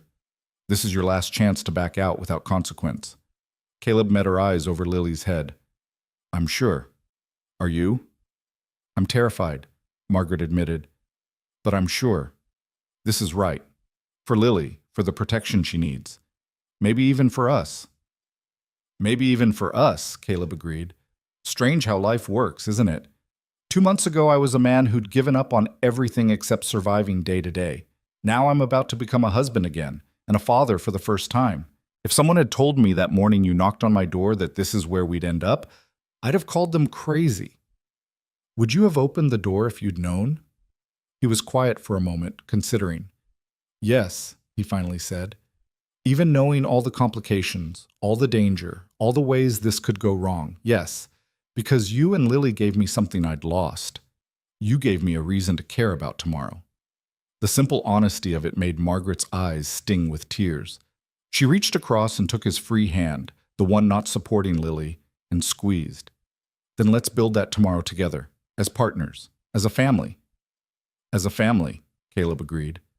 Fletcher returned 45 minutes later with 2 witnesses, a middle-aged woman who ran the general store below, and a banker named Morrison who Caleb seemed to know well. They were both clearly curious about the sudden marriage, but too polite to ask probing questions. The ceremony itself was brief and businesslike. Nothing like the romantic wedding Margaret had imagined as a young girl, or even the modest ceremony she'd had with Charles. Fletcher read the required words from a book, asking if they took each other as husband and wife. Margaret heard herself say, "I do," in a voice that sounded steadier than she felt. Caleb's "I do" was firm, decisive, leaving no room for doubt. "Do you have rings?" Fletcher asked. They didn't. Margaret hadn't even thought about rings. But Caleb reached into his pocket and pulled out a simple gold band. "This was Sarah's," he said quietly, holding it out to Margaret. "If you're comfortable wearing it." She would have wanted it to be used, not sitting in a drawer. Margaret took the ring with trembling fingers. It felt heavy, weighted with history and meaning. "Are you certain?" This was hers. And now it's yours. Different marriage, different circumstances, but still a promise to build something together. She'd approve. Caleb's voice was gentle but sure. Margaret slipped the ring onto her finger. It fit perfectly, as if it had been made for her. She had nothing to give Caleb in return, but he shook his head when she started to apologize. "We'll figure out the details later. For now, this is enough."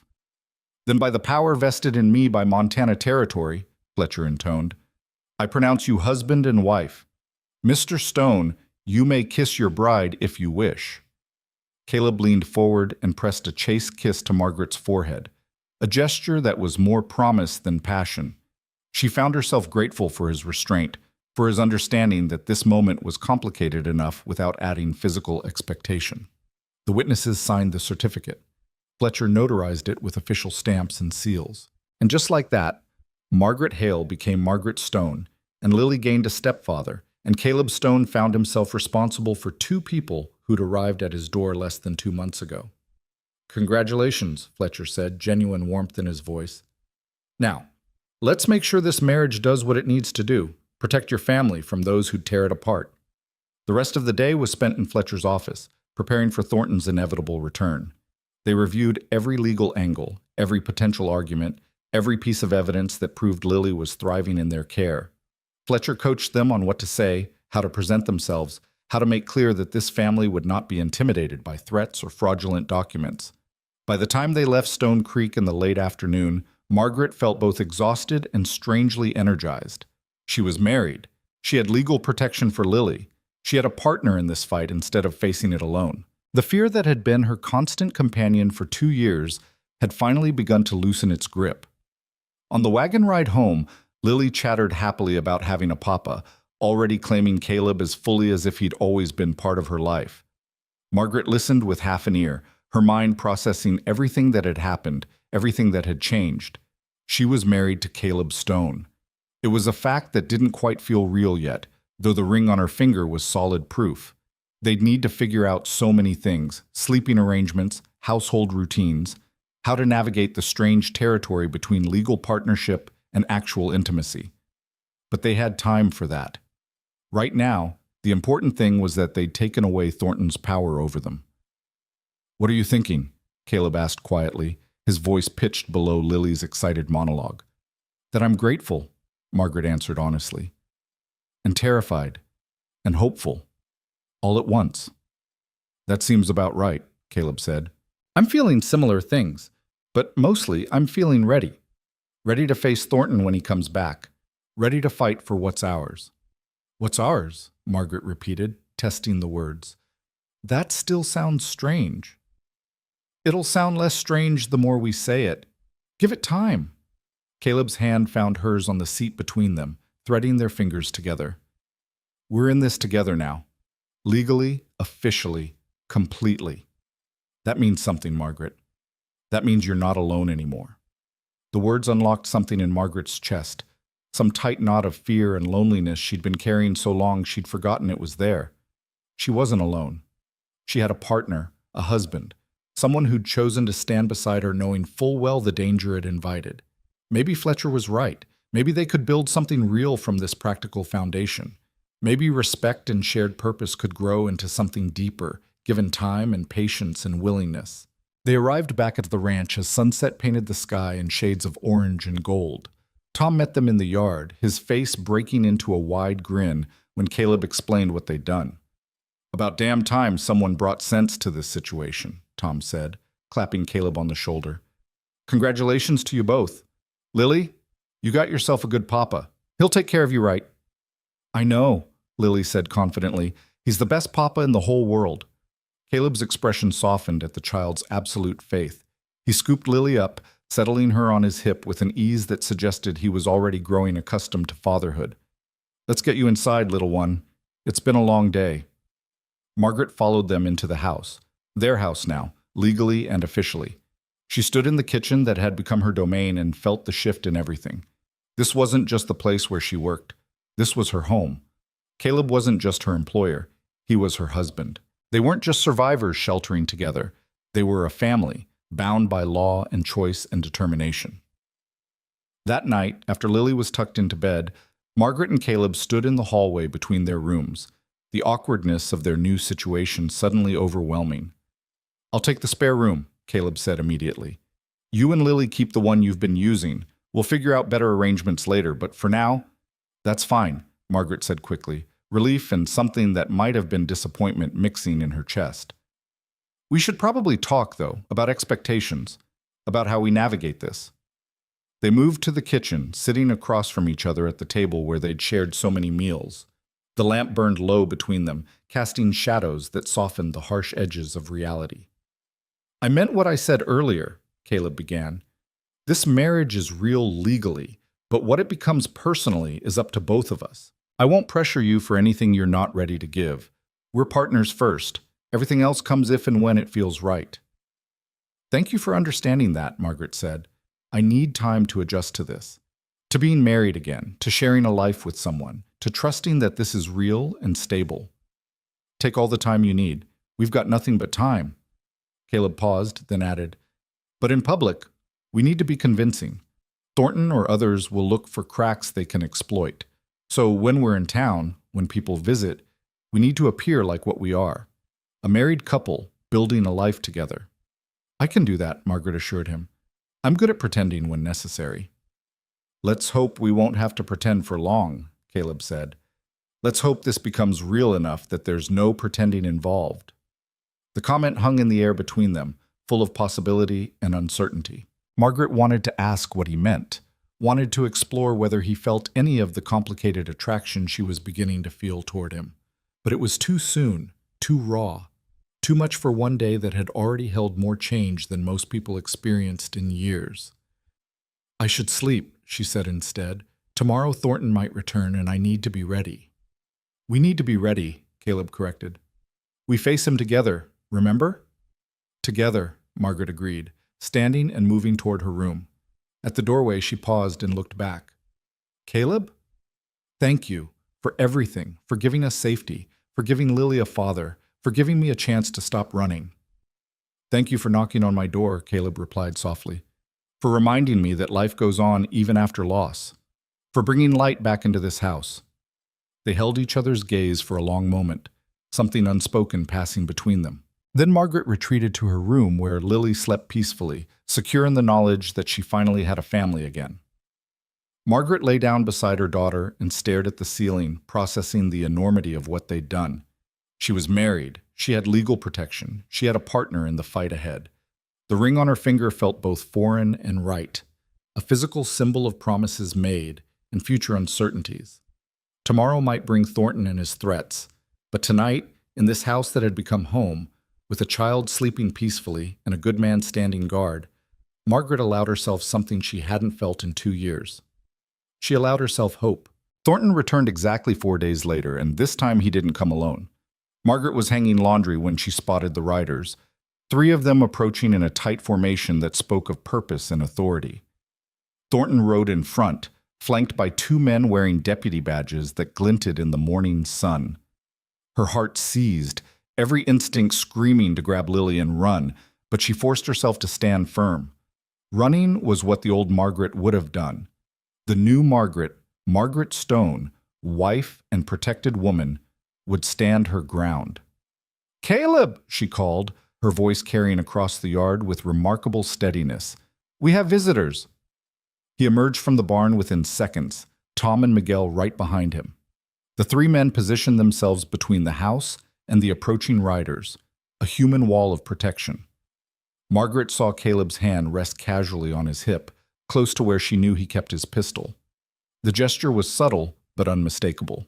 Thornton dismounted with his characteristic grace, his expensive suit somehow still immaculate despite the dusty ride. The deputies stayed mounted, their faces professionally neutral, but their hands never far from their weapons. Margaret recognized the tactic, overwhelming force designed to intimidate before a word was even spoken. "Mr. Stone," Thornton said with false pleasantness. "Mrs. Hale, I've returned as promised, this time with proper legal authority." He gestured to the deputies. "These gentlemen are here to witness the transfer of custody of the minor child Lily Hale to her rightful guardians as specified in the agreements made by her late father." "There's been a development you should know about," Caleb said calmly. "Mrs. Hale is no longer Mrs. Hale. She's Mrs. Stone, my wife, which makes Lily my stepdaughter and under my legal protection as her father." The words landed like physical blows. Thornton's composed expression cracked for just a moment, revealing fury and calculation before he smoothed it back into professional courtesy. "Is that so?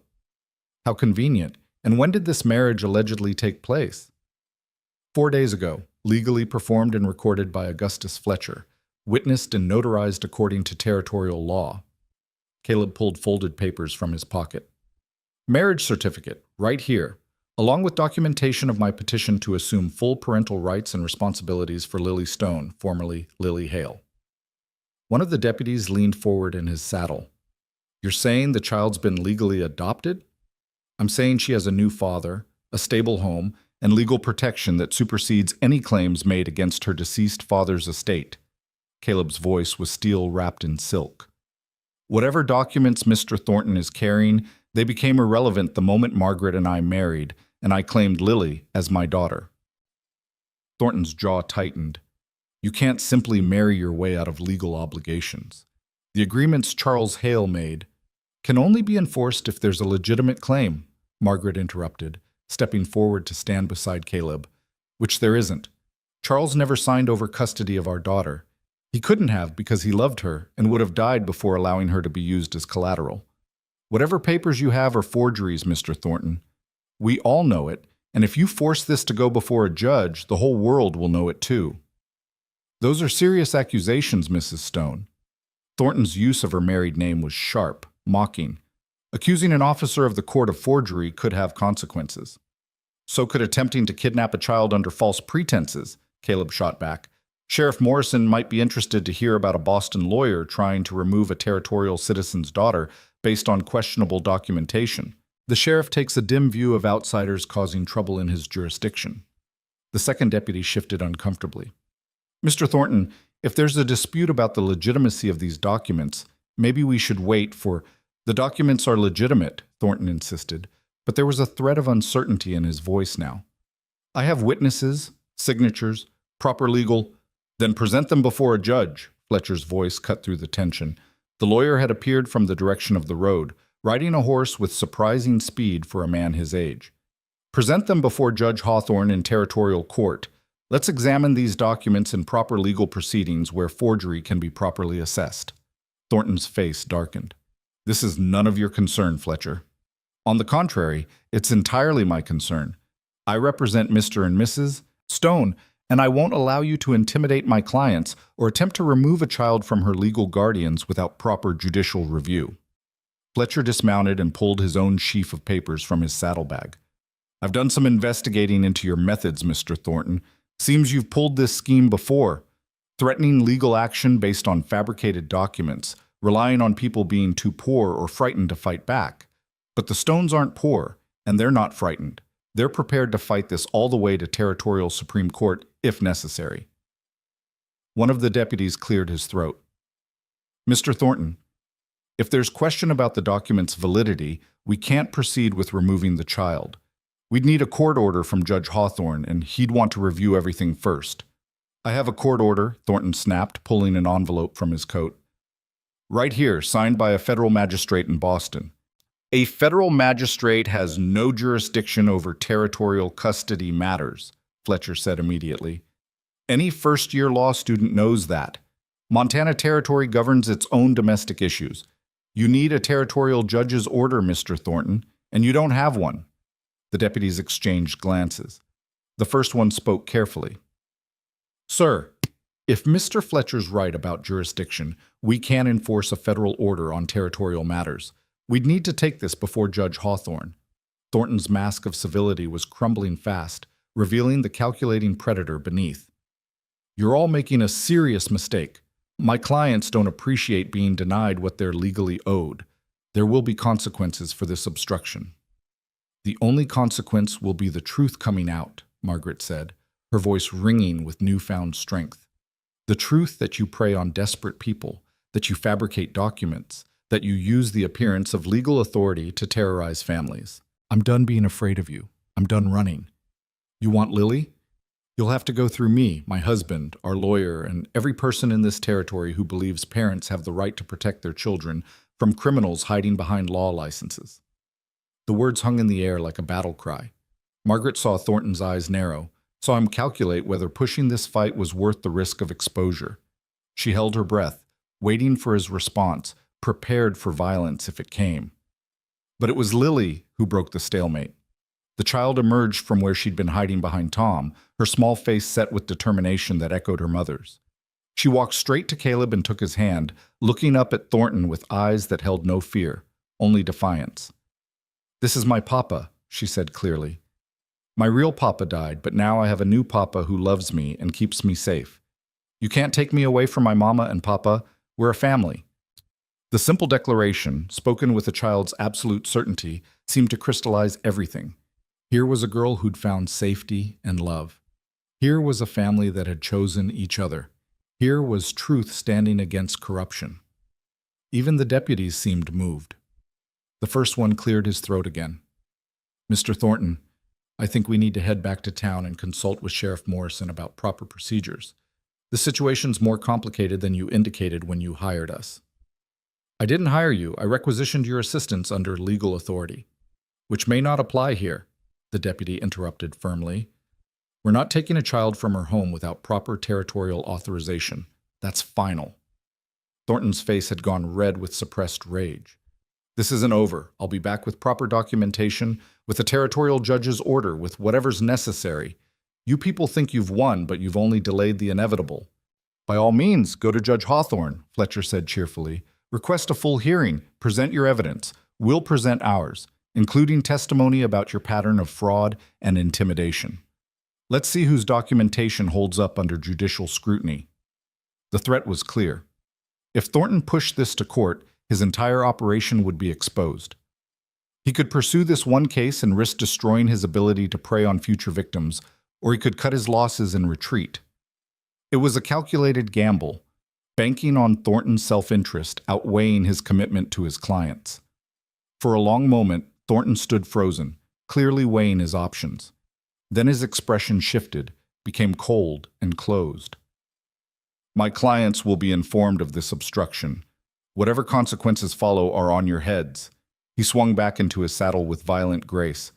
"This territory is more backward and lawless than I was led to believe. No wonder you all hide out here in the wilderness.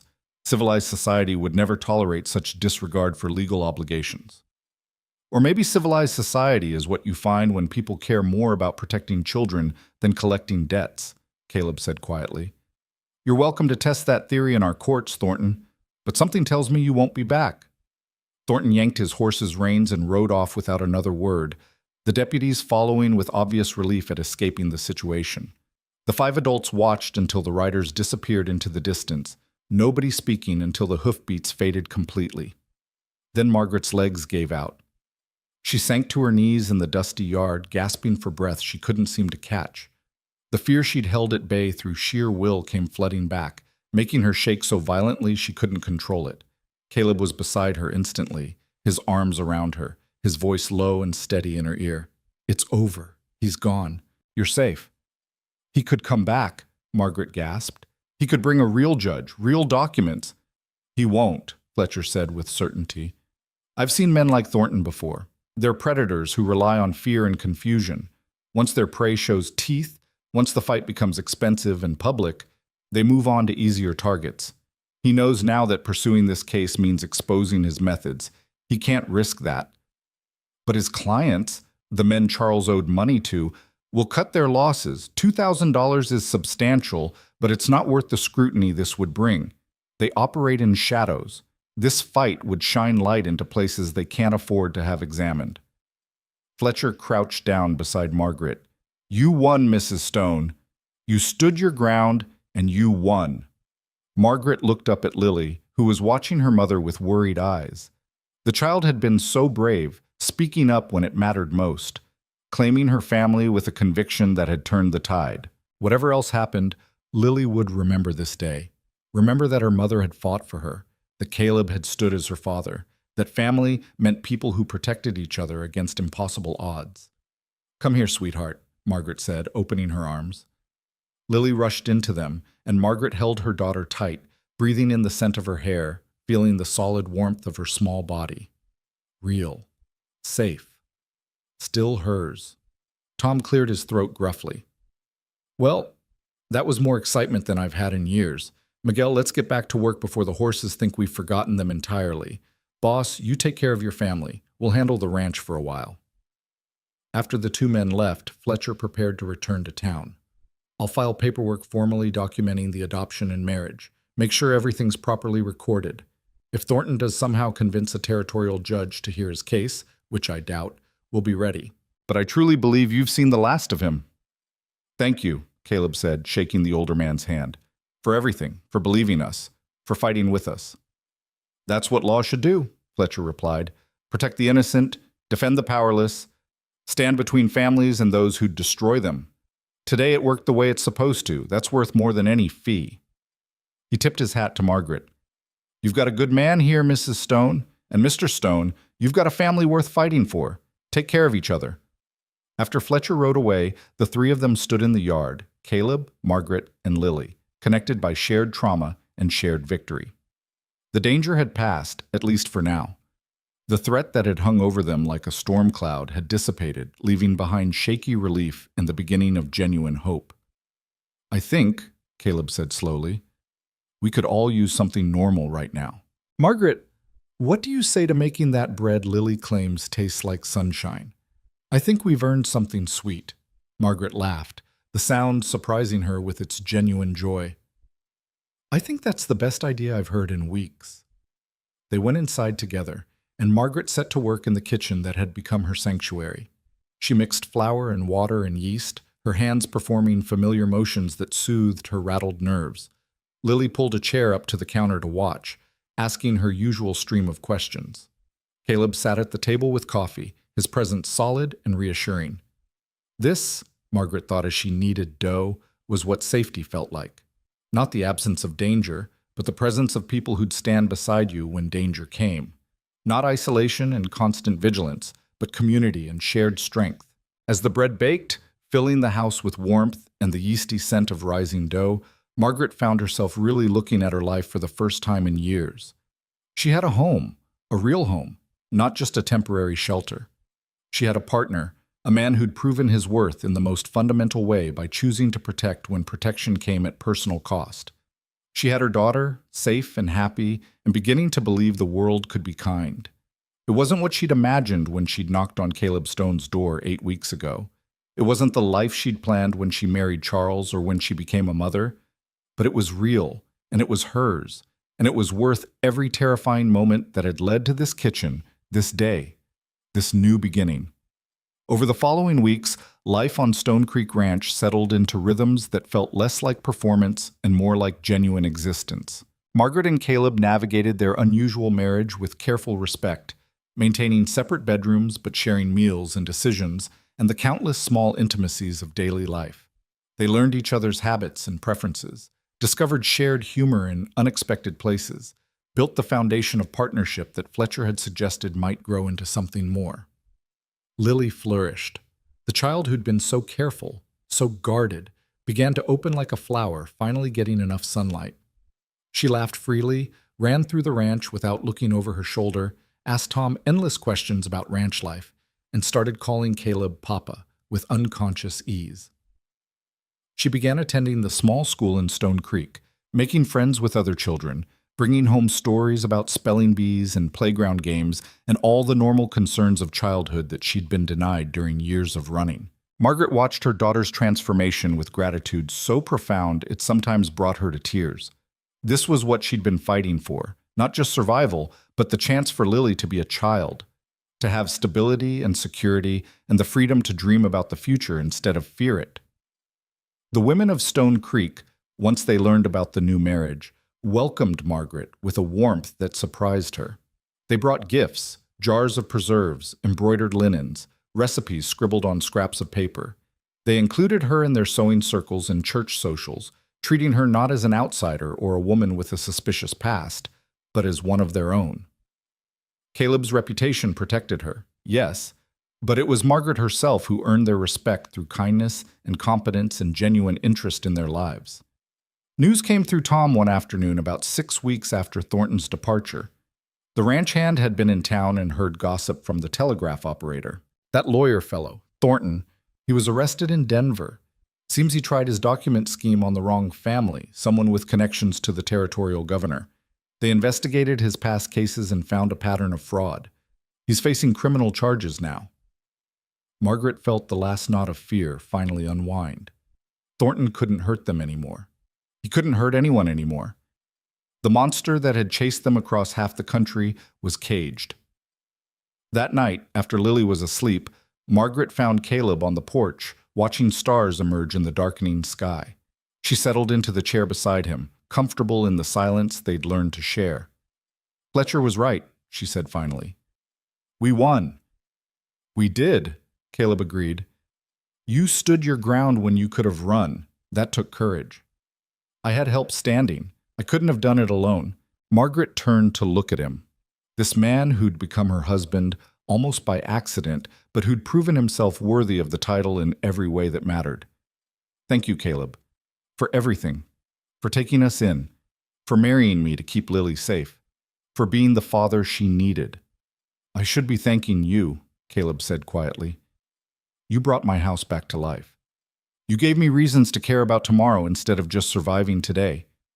You and Lily, you saved me, Margaret, more than you probably know." Something in his voice made Margaret's heart beat faster. They'd been dancing around this for weeks, this awareness of each other that went beyond practical partnership, the accidental touches that lingered a moment too long, the glances that carried weight beyond their apparent meaning. The growing sense that what they'd built together could become something more if they were brave enough to let it. "Caleb," Margaret said carefully, "when we married, you said we'd figure out the personal details as we went, that we'd take time to see what this could become beyond legal convenience." "I remember. I think—" She paused, gathering courage. "I think I'm ready to figure some of those details out, if you are." Caleb was quiet for a long moment. When he spoke, his voice was rough with emotion he wasn't quite managing to hide. "I loved Sarah. I'll always love her. That doesn't go away." "I know. I'm not asking you to forget her or replace what you had. But," Caleb continued, reaching over to take Margaret's hand, "I've learned these past months that the heart has more capacity than I thought, that you can love someone who's gone and still open yourself to loving someone who's here. You've become important to me, Margaret, not just as my wife on paper or as Lily's mother, but as you. I'd like to explore what that means, if you're willing." Margaret felt tears prick her eyes. "I'm willing. I'm ready. It won't be perfect. We're both carrying too much history for perfect. But maybe we can build something real anyway. Something that honors where we've been while reaching toward where we want to go." "Something real," Caleb repeated, standing and pulling her up to face him. "I like the sound of that." He kissed her then, not the perfunctory kiss of their wedding ceremony, but something genuine and full of possibility. Margaret kissed him back, tasting hope and promise and the beginning of something that might actually be love, given time and patience and willingness to try. When they finally pulled apart, both breathing harder than warranted by the simple kiss, Caleb rested his forehead against hers. "We should probably take this slow. Figure things out properly." "Probably," Margaret agreed, though neither of them moved apart. "Give Lily time to adjust to us being more than just convenient partners." "That's wise."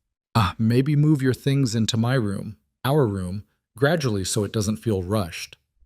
Very sensible. They stood there under the emerging stars, holding each other and grinning like fools, both recognizing the absurdity of trying to be sensible about feelings that were already well beyond sensible. Or, Caleb said, we could acknowledge that we're both adults who've earned the right to make our own choices about our own lives. And we could just decide to build this marriage into something real because we want to, not because anyone's forcing us. I like that option better, Margaret admitted. So they did. They took the marriage that had begun as a legal convenience and transformed it into a genuine partnership. Margaret moved into Caleb's room and they learned to share space and intimacy and the 1,000 small negotiations of actual matrimony. They fumbled and laughed and occasionally frustrated each other, but they kept trying, kept building, kept choosing each other every day. Lily adjusted with the resilient adaptability of children. She was delighted to have parents who clearly cared for each other, who laughed together over breakfast and held hands while walking to town, and sometimes danced in the kitchen when they thought no one was watching. She stopped having nightmares about men coming to take her away. She started planning what she wanted to be when she grew up. She became, simply and wonderfully, a child allowed to be a child. The seasons turned. Autumn gave way to the brutal Montana winter Caleb had warned them about, and then winter softened into spring. The ranch thrived under their combined efforts, Caleb's expertise, Margaret's management, even Lily's small contributions of gathering eggs and feeding chickens and bringing joy to mundane tasks. News came occasionally from the wider world. Charles's creditors had indeed abandoned their pursuit once Thornton's arrest made clear that continuing would bring unwanted attention. The debt died with Charles, as it legally should have from the beginning. Margaret was free, truly free, for the first time in 3 years. On a warm afternoon in late May, nearly a year after Margaret had first knocked on Caleb's door, the three of them sat on the porch watching storm clouds build over the mountains. Lily was teaching herself to braid rope under Tom's patient instruction, her small fingers struggling with the complex pattern, but her determination absolute. "She looks like you when she gets that determined expression," Caleb observed, nudging Margaret with his shoulder. "She's stubborn like her father," Margaret countered. "Both of them, actually, the one who gave her life and the one who chose to raise her." They'd learned to speak of Charles without bitterness, acknowledging his role in Lily's existence while not excusing the choices that had endangered his family. It was a delicate balance, but one they'd managed to find. "Have I told you today that I love you?" Caleb asked suddenly. Margaret turned to him, still startled by casual declarations of affection after so many years without them. "I don't think you have." "Well, I do love you, both of you, this life we've built together." He gestured at the ranch, the mountains, the sky, preparing to storm. "All of it." "I love you too," Margaret said softly. "I didn't think I'd ever say those words again and mean them, but I do. I love our complicated, imperfect, absolutely real life." Lily looked up from her rope braiding, her face split by a grin. "Are you two being mushy again? Tom says you're always being mushy." "Tom should mind his own business," Caleb called toward the barn, where the old ranch hand was undoubtedly listening. "Can't mind my business when you do your mushiness right out in public," Tom shouted back, his laughter carrying across the yard. Margaret laughed, the sound free and genuine. This was her life now, this ranch, this family, this community of people who'd claimed her, and whom she'd claimed in return. Not the life she'd planned or expected, but infinitely better than anything she could have imagined that desperate day when she'd arrived at Caleb Stone's door with nothing but an iron pot and hope. The storm broke with dramatic suddenness, rain sweeping across the ranch in sheets. They scrambled inside, laughing and dripping, Lily shrieking with delight at the adventure of it all. Margaret busied herself stoking the fire and preparing hot drinks while Caleb and Lily toweled off, their voices mixing with the drum of rain on the roof. Later, after dinner, after Lily was tucked into bed with stories and kisses, after the storm had passed and left the world smelling of wet earth and possibility, Margaret and Caleb stood at their bedroom window, watching moonlight break through departing clouds. "Do you ever regret it?" Margaret asked, "opening your door that night, saying yes to all this complication?" Caleb pulled her close, his arms secure around her waist. "Not for a single moment. Best decision I ever made, letting you and Lily into my life." You taught me something important. What's that? That family isn't just about blood or law or even love, though those things matter. Family is about choosing to stand together when the world tries to tear you apart. It's about protection and partnership and building something worth defending. He kissed her temple. You knocked on my door offering to cook. What you really offered was a reason to start living again. I'll be grateful for that until the day I die. Margaret turned in his arms, reaching up to cup his face. We saved each other, I think. You gave us safety when we needed it most. We gave you purpose when you'd forgotten why life mattered. We all got exactly what we needed, even if we didn't know it at the time. Fate, maybe, Caleb suggested, or luck, or just the universe deciding we'd suffered enough and deserved something good. Whatever it was, I'm grateful. Margaret kissed him softly. I'm home, Caleb. After 3 years of running, of being afraid, of never knowing if tomorrow would bring disaster. I'm finally home. You are, he agreed. We all are. This is our home, our family, our life. And nobody, not Thornton, not creditors, not the past, can take that away from us. We fought for it. We earned it. It's ours. They stood together in the moonlight, husband and wife, not by accident or convenience, but by choice and commitment and hard-won love. Outside, the ranch settled into quiet night sounds, cattle lowing, horses shifting in their stalls, the wind singing through pine trees on the mountainside. Inside, 3 people who'd found each other against impossible odds slept secure in the knowledge that they belonged to each other, protected by bonds stronger than blood and deeper than law. The woman who'd knocked on a widowed cowboy's door offering her skills as a cook had become the heart of his home. The child who'd hidden behind her mother's skirts had become a daughter with 2 fathers, one who'd given her life, one who'd chosen to give her everything else. The man who'd been slowly dying of grief had rediscovered reasons to live, found in the laughter of a child and the love of a woman brave enough to believe in second chances. Stone Creek Ranch had become more than a place. It had become a testament to the power of choosing family, of standing together against darkness, of believing that broken people could build something whole if they were willing to try. The knock that had started everything had led to this, to peace, to belonging, to love that was real precisely because it had been tested and had survived. Margaret Hale had arrived seeking employment. Margaret Stone had found home. And in finding home, all 3 of them had finally, completely, been saved. The end came not with dramatic flourish, but with the quiet certainty of sunrise after a long night. They had weathered the storm. They had protected what mattered. They had built a family that would last not because it was perfect, but because it was real and chosen and defended with everything they had. That was enough, more than enough. It was everything.